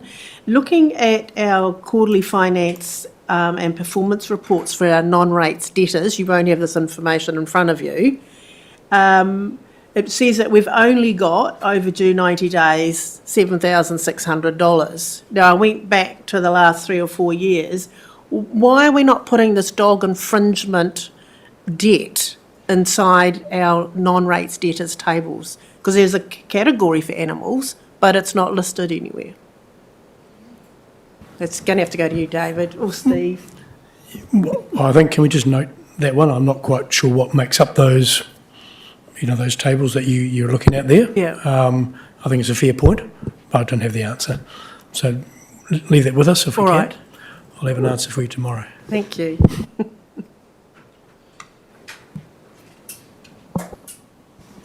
Cool. So, yes, from the enforcement side of things, there's no specific challenges when discussing with the team in terms of their ability as animal control officers to implement the bylaw. Where we see there could be improvement around is the communication side of things, so ensuring that the community understands the rules, they understand the bylaws, that there's a proper maps and proper signage that communicates where dogs are allowed, where dogs aren't allowed, if they must be on a lead, if it's an exercise area and the likes. And yes, as we've pointed out, that 71% of those fines are going to the courts. So, Sorry, and what does it cost us for that? Because there must be a debt collection fees and costs that we have to pay whether they recover them or not. Yeah, there is fees that we pay. Off the top of my head, I can't give you the figure, but I can get it for you. I had a question, and I really welcome that we're reviewing this bylaw because it is an issue that's of such concern for the community. It's something we hear about over and over again, and it's a very real danger. I mean, we've had people killed in our district by roaming dogs. We hear regularly in our reports of very threatening and sometimes quite horrific attacks. It's a real issue that we have to take really seriously. You said there's no specific enforcement challenges, but we know that it's an ongoing issue and we have real problems with roaming and menacing dogs all the time in our district. So the challenges are not so much in the powers that are in our bylaw, but in our ability our capacity really to enforce them is what I suppose. Is that correct? I don't know if it's around capacity as such. I think that there's actually there's been a shift in behaviour, and I think also since COVID, everybody thought, oh, it's a great idea, let's get some dogs, we'll have some companionship. And then I think it turned into probably the likelihood of not being able to afford some of these dogs, not having these dogs. They get passed away, they get given away to somebody else. And I think we've got this problem where dogs just they're not trained properly. You know, people don't know how to control them, or a lack of care in terms of controlling. I don't know that it's that we don't have the abilities to maintain it. I just think we're dealing with a bit of an issue that we're not quite sure how to handle. So, I mean, if it's not around changing the bylaws and it's not about capacity within our organisation, do you have thoughts about how do we get on top of this problem? I think it's a national problem. I think that it's not just us that's dealing with this. This is a big national program and a problem, and I think that central government need to come forward and give us some assistance. Can I just add something there too? I think for a long, long time, the focus of the animal control team has been on enforcement. And I just think the answer probably lies in other educational type programs. I think working more closely with some of our remote communities, whether that's through iwi or hapu or just separately, is sort of part of the key to the answer. Dog control, in the time I've been involved, there seems to be this activity that is a reflection of people's attitudes to council generally. It's one of those polarising sort of activities. So you're seeing an awful lot of comments at the moment on social media and the like, and it's really hard to try and manage and corral that stuff. So I think it's broader than just an enforcement approach. And so that's where I always keep going back to the dog policy and going, the opportunity is there, I think, through the review of that policy to look at what else we could be doing to try and tackle the issue. Fence at the top of the cliff, excuse the pun. And just to add on to David and Nancy's point as well, that speaking to the ACOs in this, they are discussing that, enforcement is the last issue, and they also about how they're educating and how they're interacting with the community. So they are doing that too. It's just, data records our infringements. It doesn't record our interactions in terms of what we're promoting with education. And regarding both the policy and the bylaw, a main purpose of it is also promoting responsible dog ownership. And so, as Nancy's discussed, there's those relationships externally with the SPCA, with DOC and other organisations where it's around, what are we doing collectively around registration, educating our owners on, it makes them easy to identify, we can return them, and working together because, as David said, it's not just the line in the sand of enforcement, it's how, what are the other measures that those officers are able to deploy to achieve what we all want, making our community safer, as the bylaw. Thank you. I think it's a helpful discussion. I was just going to add as well, if you look at our partnership that we have in Ngāti Manawa, that to me is a great example of how we've managed to, it's not perfect, but to turn that situation around in Murupara. Yeah, absolutely. I think it's those sorts of initiatives that perhaps are the answer.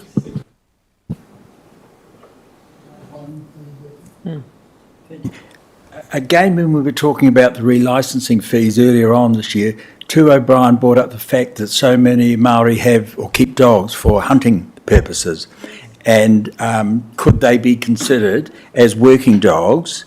Again, if we were to look at something along those lines, would we not then encourage a lot of those so-called unregistered dogs to be accounted for, but under a lot linear measure than perhaps a domestically kept dog?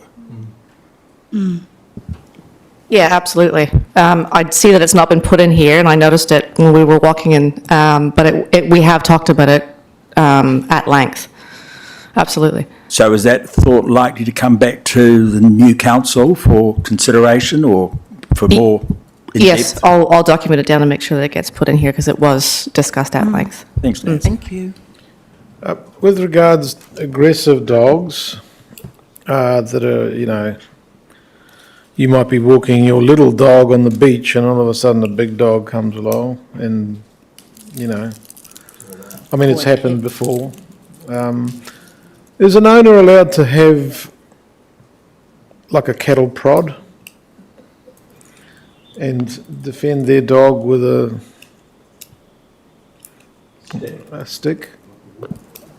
I don't know the legalities on that, but I don't think it would be a good idea. I think the SPCA would have something to say about that. Well, the SPCA should have something to say about my little dog who's, what was it, Buddy, who got killed at the Heads. And the lady that walks the dog past my place, whose dog got attacked by a larger dog and was really severely wounded. So, the SPCA should protect. Oh, you don't know. Wilson? Just following on from that then, farmers are still allowed to shoot dogs that are attacking their livestock? Is that correct, on their property? I believe so. Yep, okay, thank you. But not allowed to shoot dogs who attack your dog. Something wrong with it. Yeah. On another question, so coming back to the slide, talks about forced neutering and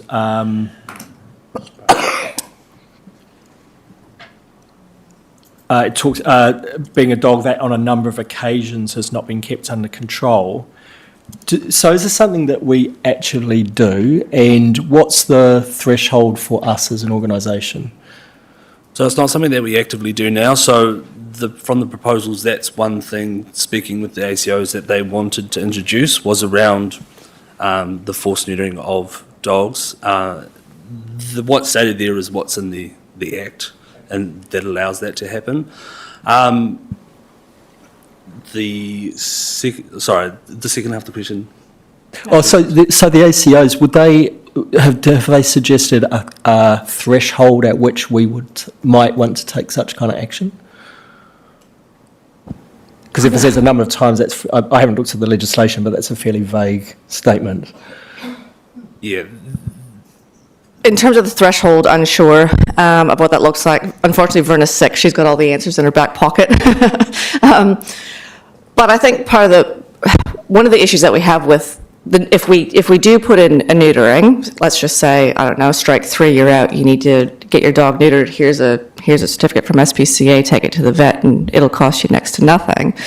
I think the problems with not having that in place is the amount of puppies that we wind up with. And they don't tend to go to SPCA, they tend to land in our back pockets. Not only can we not adopt these puppies out, but it's a constant, ever-evolving situation. I mean, I can definitely see the argument, and I mean, I would have thought maybe if rather than giving someone a slip that they may or may not respond to, wouldn't we, when we've impounded a dog on a number of occasions, we would just do it, wouldn't we? Rather than require someone to go take their dog to the vet with a payment voucher. Yeah, I don't know that we'd have the powers to be able to take them and do it ourselves. I think they would have to do it on their own back. Yeah, because I think part of the Act is around it's the forcing the owner to have the dog neutered, not forcing, like taking the dog and neutering it ourselves. So it's forcing of the ownership. Right, the other side from the roaming dogs on that point is that in terms of the pound cost and then the infringement of, say, a roaming dog that's been collected, that goes up each time. So I think it's about the third time that's the highest infringement past the impounding fee. So neutering is around one side of it. Discussing with Werner was around the desire. So neutering helps remove the desire for them to roam, but then there's also learnt habits. So it's kind of like, even if your dog is neutered, what do we, that's also another question that needs to be considered as we sort of shape this bylaw in a way. But yeah, the main thing is increasing the dog population, increasing risk of aggressive dogs as well. Thanks.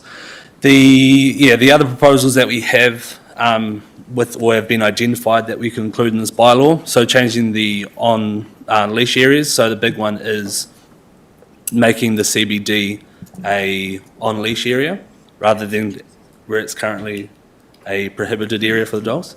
Yes, question? Yes, just in regards to that particular one. So we've had a lot of discussions on dogs in the CBD, and David will tell you that the retailers are not happy to have dogs in the CBD. They one dog comes along and pees on the sign, your sign, every dog comes along and pees on your sign. The towns that do allow dogs in their CBDs do smell a lot of dog wee, and it's something that, you know, we are, I'm sure, continually supportive of not having the dogs in the CBD area. It's good for the police to have the powers for when the people do. You're assuming dogs on a leash on CBD are nice, lovely, friendly dogs, but that isn't actually always the case of what actually ends up being in town. So the police do have the power to actually do something if the bylaw is in place that they're not allowed in the CBD. So I'd like that to be looked at long and hard before staff make a recommendation to be putting it back into the CBD when I'm continually having to battle for it not to be in the CBD, because as retailers don't support them being in the CBD. A lot of dogs come into the CBD area. It's not enforced. That's fine.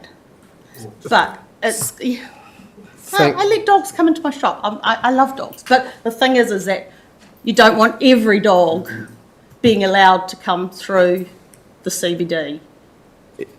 Thank you. It's useful because we'll have to work on the draft of the bylaw itself, but it would probably be good to see if this everyone here is sharing sort of your position, or what's their view on that?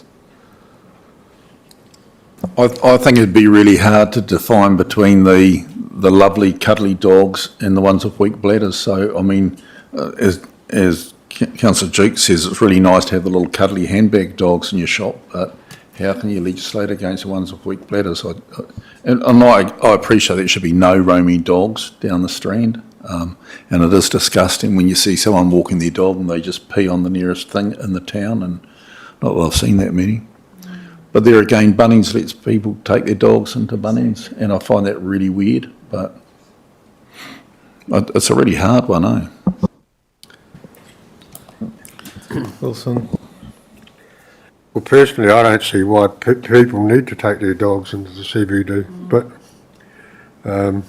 it's not surely it's not essential that dogs go everywhere that the people go. I know Councillor Isles is going to stew, but He's everywhere. And I mean, and that's coming from a person who's had a dog, and their dog used to go a lot of places, but I certainly wouldn't take them up to CBD. Thank you. Yeah, and I don't see the CBD as a place for dogs. Yeah, you know, just on period. We keep promoting our district and our green spaces. We've got a lot of spaces, but I have to agree with Councillor Dukes around. I don't see a place for dogs, except for Andrews. That's an exception, but Tui knows how to behave himself. And but for the reasons that Councillor Duke speaks about, but also some people may not be comfortable around dogs, and dogs can pick up that reaction too. And so it's, yeah, I wouldn't. But in terms of the working dogs thing, so I was going to thank Angie for raising that, because I was going to go, what do you consider a working dog? We know services dogs, but we do also have a lot of hunter-gatherers too. So thank you for bringing that up to Andrew. thank you for that. We will take that into consideration as we go forward as well. The other one in terms of areas that was raised was around our beaches. So as in prohibiting dogs from beaches during peak seasons between specific hours. So other examples from councils would be, say, like Auckland Council, Thames Coromandel Council and Taupo Council were examples where it's between, say, the 1st of December to the 31st of March, between, say, 9 or 10 a.m. to 4 or 5 p.m, dogs are prohibited from those beaches.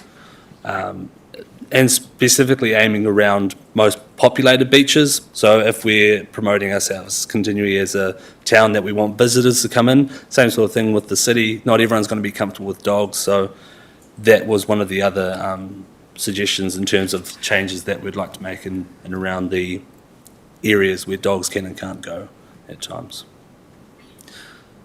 Could you repeat that? So you're saying in the pretty towns, there's no dogs allowed, but in us, other places, you're going to let dogs roam? Is that what you're saying? I was also saying on beaches specifically, between the peak seasons of 1st of December to the 31st of March, say between the hours of 9 or 10 a.m. to 4 or 6 p.m, dogs wouldn't be allowed on beaches. Throughout the whole district? Yeah, the idea is around the most populated beaches. So, for example, I guess like West End, or Hope might be one where it's around we're getting increased visitors numbers. They're attending to the beaches, there are other examples from councils that do that across the region, across the North Island. I see what you're saying, but personally, I don't really worry about visitors. I worry about our ratepayers, and some of them are sick of having dog on the beaches and all over the place, because I would have thought you'd do it for all beaches to protect all the ratepayers. Sorry, can I just clarify? Are you asking for all beaches, or did you want? Well, if you're going to bring one law in, you bring it in for all. And that actually then denotes the fact that maybe doing it for all beaches is not quite right, although you do it in certain times of summer periods, maybe, and then rest of the periods dogs allowed to go everywhere. But I just find this thing of segregating different beaches as who thinks one beach is nicer than another. I just find that whole thing a bit weird, sorry. I mean, for Councillor Isles to walk his little dog along West End to Hopi wouldn't be an issue, because he'd have it on a lead, even in the peak season. So how do you differentiate which dogs aren't allowed to walk, or dogs like his that don't have an issue? The whole thing's fraught with issues. Yeah, thanks. We thought this would be an interesting discussion, and it is. I think we've been a little bit hard on wanting to ban dogs from the CBD area. Just like there was a wave of new tourism, a few decades ago with the pink dollar, it's now a real thing, dog tourism, or the canine tourism. And so we already have restaurants and bars, dogs on planes. My sister's just been down to the South Island. Backpackers are now allowing animals, and they're controlled, and I don't think they're big Great Danes or anything. But I don't think we should cut our nose off to spite our face. With the decline in population going forward, more and more people are moving towards having pet companions. And I love it that we can go down to the Bean and they've got water bowl there, and they come out and they give you a little treat. And I don't think banning, it's not going to make any difference to the wild roaming dogs, but you're going to really penalise a lot of really good pet owners if we get too restrictive on it.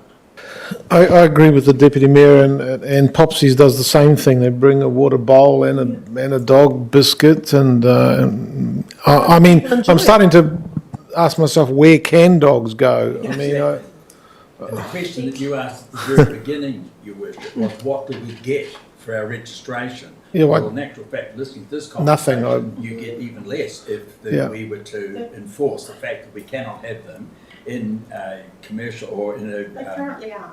Well, you go over to a Hopi, Ray White have water bowls there, Moxie has water bowls, and you're encouraged to bring your dog in. And as Gavin said earlier, Bunnings allow dogs in there, and same with Robert Harris, for example. You're allowed your dog over there, and there's water bowls provided. So there's a little bit of a, Yeah, we'll tennis-eyes a lot of people for a roaming dog, which is roaming without their owner with them anyway. And vicious large dogs, which are the real major problem.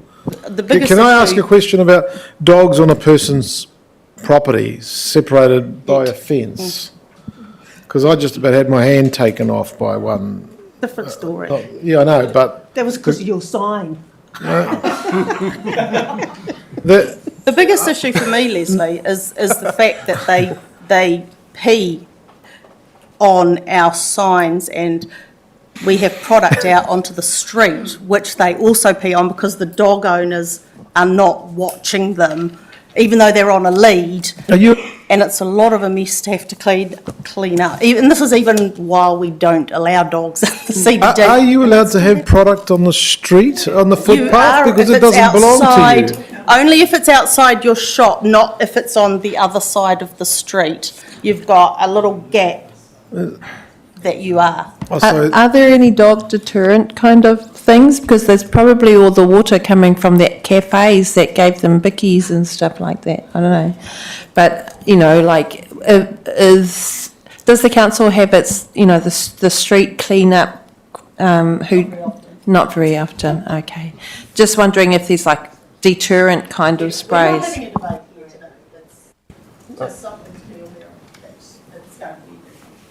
No, thank you. What I would suggest is for the CBD, and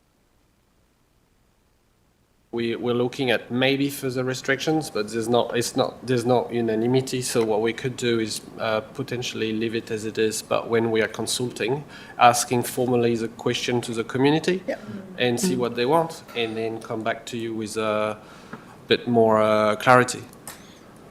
Yep, that'll do. Yeah.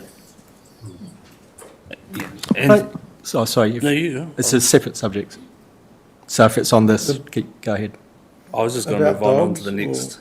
Well, I was just going to say, I've just been looking at the forced neutering thing in the legislation, and I'm not sure that we have the ability to force neutering of dog unless it's a menacing dog. Just They would be the menacing dogs that we would use that power on. right. Yes. So we couldn't do it if they were just wandering. They'd have to be classified as a menacing dog. On a number of occasions it has though. Even on a number of occasions, it's a menacing dog, and there's quite clear rules around what constitutes a menacing dog, and they've got to be threatening essentially. So a dog that's just wandering, because the reason for the reason given before was around stopping just numerous puppies turning up, but that wouldn't be a reason under the legislation as far as I read it. Yeah, and that's something that we would say, if we were to look at that, we would need to make sure that the T's are crossed and the I's are dotted, and of course we're meeting all our legislative requirements. Agreed. But yeah, thank you. We have been working as well with our GIS team as well to make interactive maps via our website. So currently the maps on our website are very, very vague, quite aged might be a way to put it as well, especially with the technology. So we are working with them to look at ways we could, make it more applicable so dog owners know where they could take their dogs, where they can't take their dogs, with the use of, say, their phones or via computers or what other means as well. Of course, there is the clear and prominent signage where appropriate. So, that's something that we're on to discuss. So it's very clear for dog owners, say that may not have access to phones and computers where they can and can't take their dogs. But of course as well there are certain issues around beaches with our bird colonies or our other reserves where there are native protected birds as well that we must consider too. And then finally there is the suggestion of an urban dog limit, so separate from working dogs, it's just specific to the urban environment, limiting the total number of dogs on properties to 2. As kind of Nancy mentioned earlier, around, there are times where there's, say, one dog thought to be there, then there's 4 or, more. And so, again, there are a range of issues associated with that. So that was the idea of wanting to look at an urban limit of total dogs on a property. Cool. And so of course the roaming dogs, we will make sure, have that checked as mentioned. But finally, of course, we will go to public consultation to make sure that we are considering the views of the community. We're engaging with our, responsible dog owners. We're engaging with those that may not necessarily like dogs, but working hard to understand how that will shape going forward. Cool. Awesome. Thank you.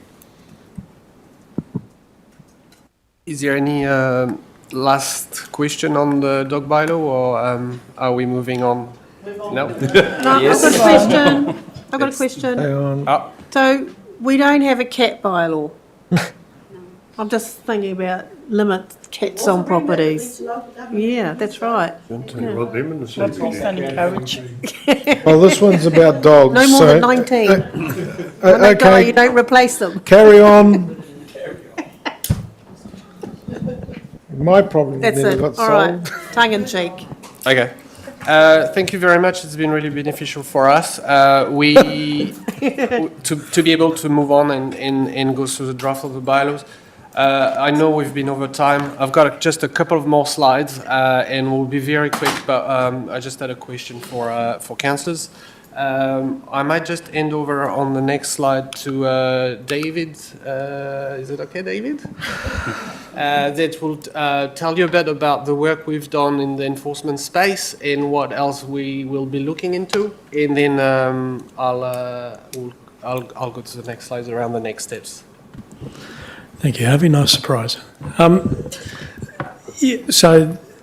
think I'll leave you to read the slides, but essentially this is the conversation around what's our capacity to actually enforce the range of bylaws and given some of the legal restrictions we have. And I guess for a number of staff across the council, the enforcement component is part of a job and is often seen to be an undesirable and not therefore the time spent on it perhaps isn't as much as it could be.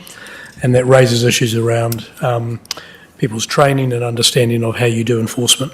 So we have sort of the extremes in terms of perhaps Nancy's team, which is pretty well focused on enforcement and understand it really well. Probably the same in our RMA space, and some of the other bylaws that, it's a bit more limited. So it's uneven. It's an uneven and probably inconsistent approach across the council. So we're trying to,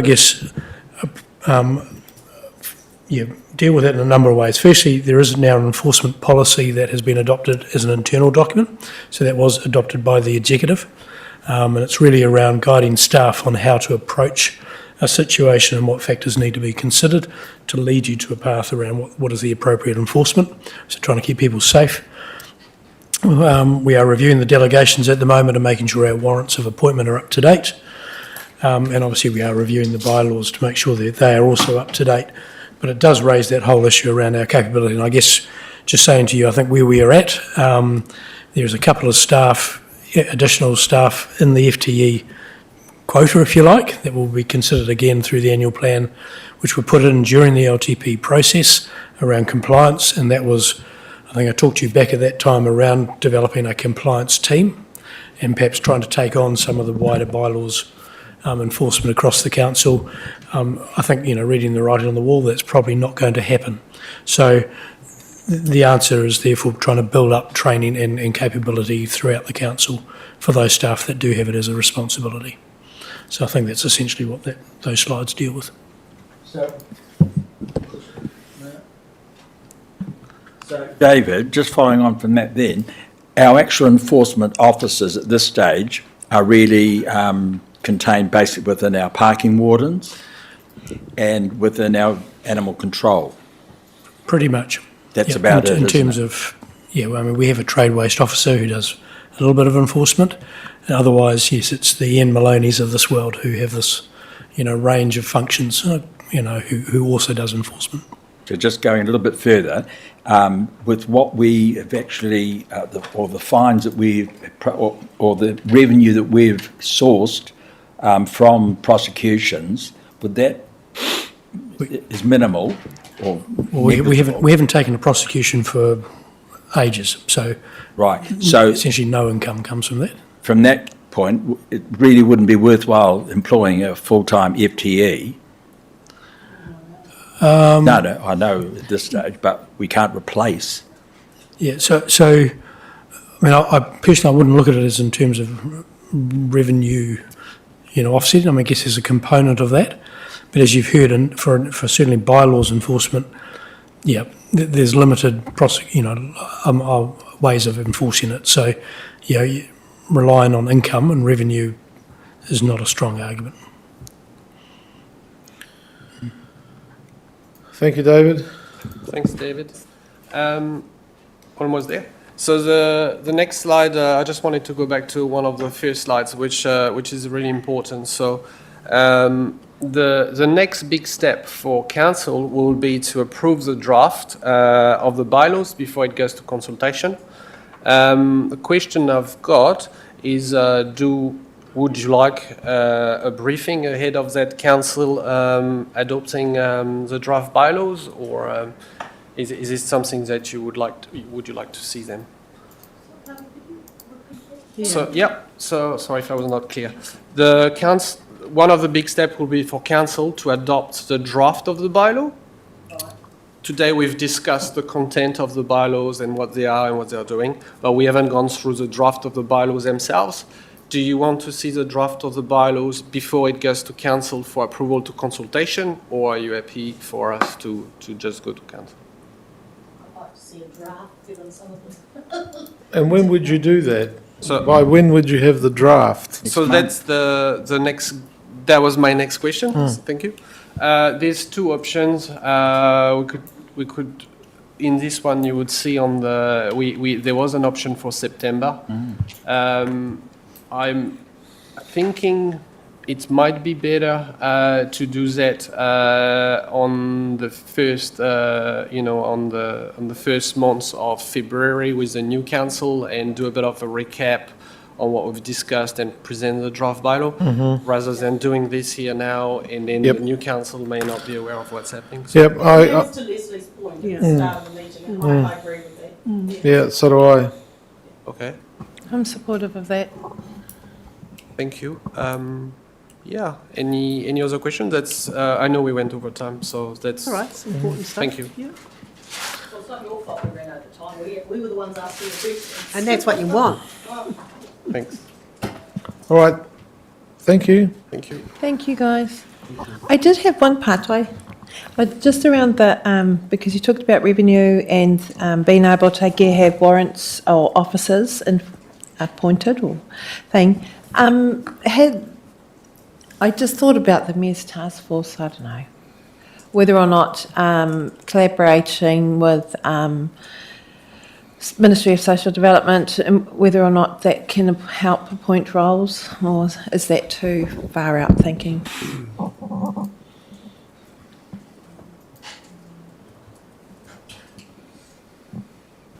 I'm not sure. Okay then, no, that's fine. It was just a random thought about. Yeah, we'll leave that. Thank you. Would you like to close? Oh. Who opened? I don't know. Two did, but it's not. Oh, he's gone, yeah. Who's your? No, No, only opened. I did. Only I opened. am. Kia ora tātou. Kia tātou katoa. Te atawhai o tō tātou ariki o e hukuraiti. Me te aroha o te atua, me te whiwhina teitanga ki te wairua tapu. Ake, āmini. Kia ora, Tony. Thank you.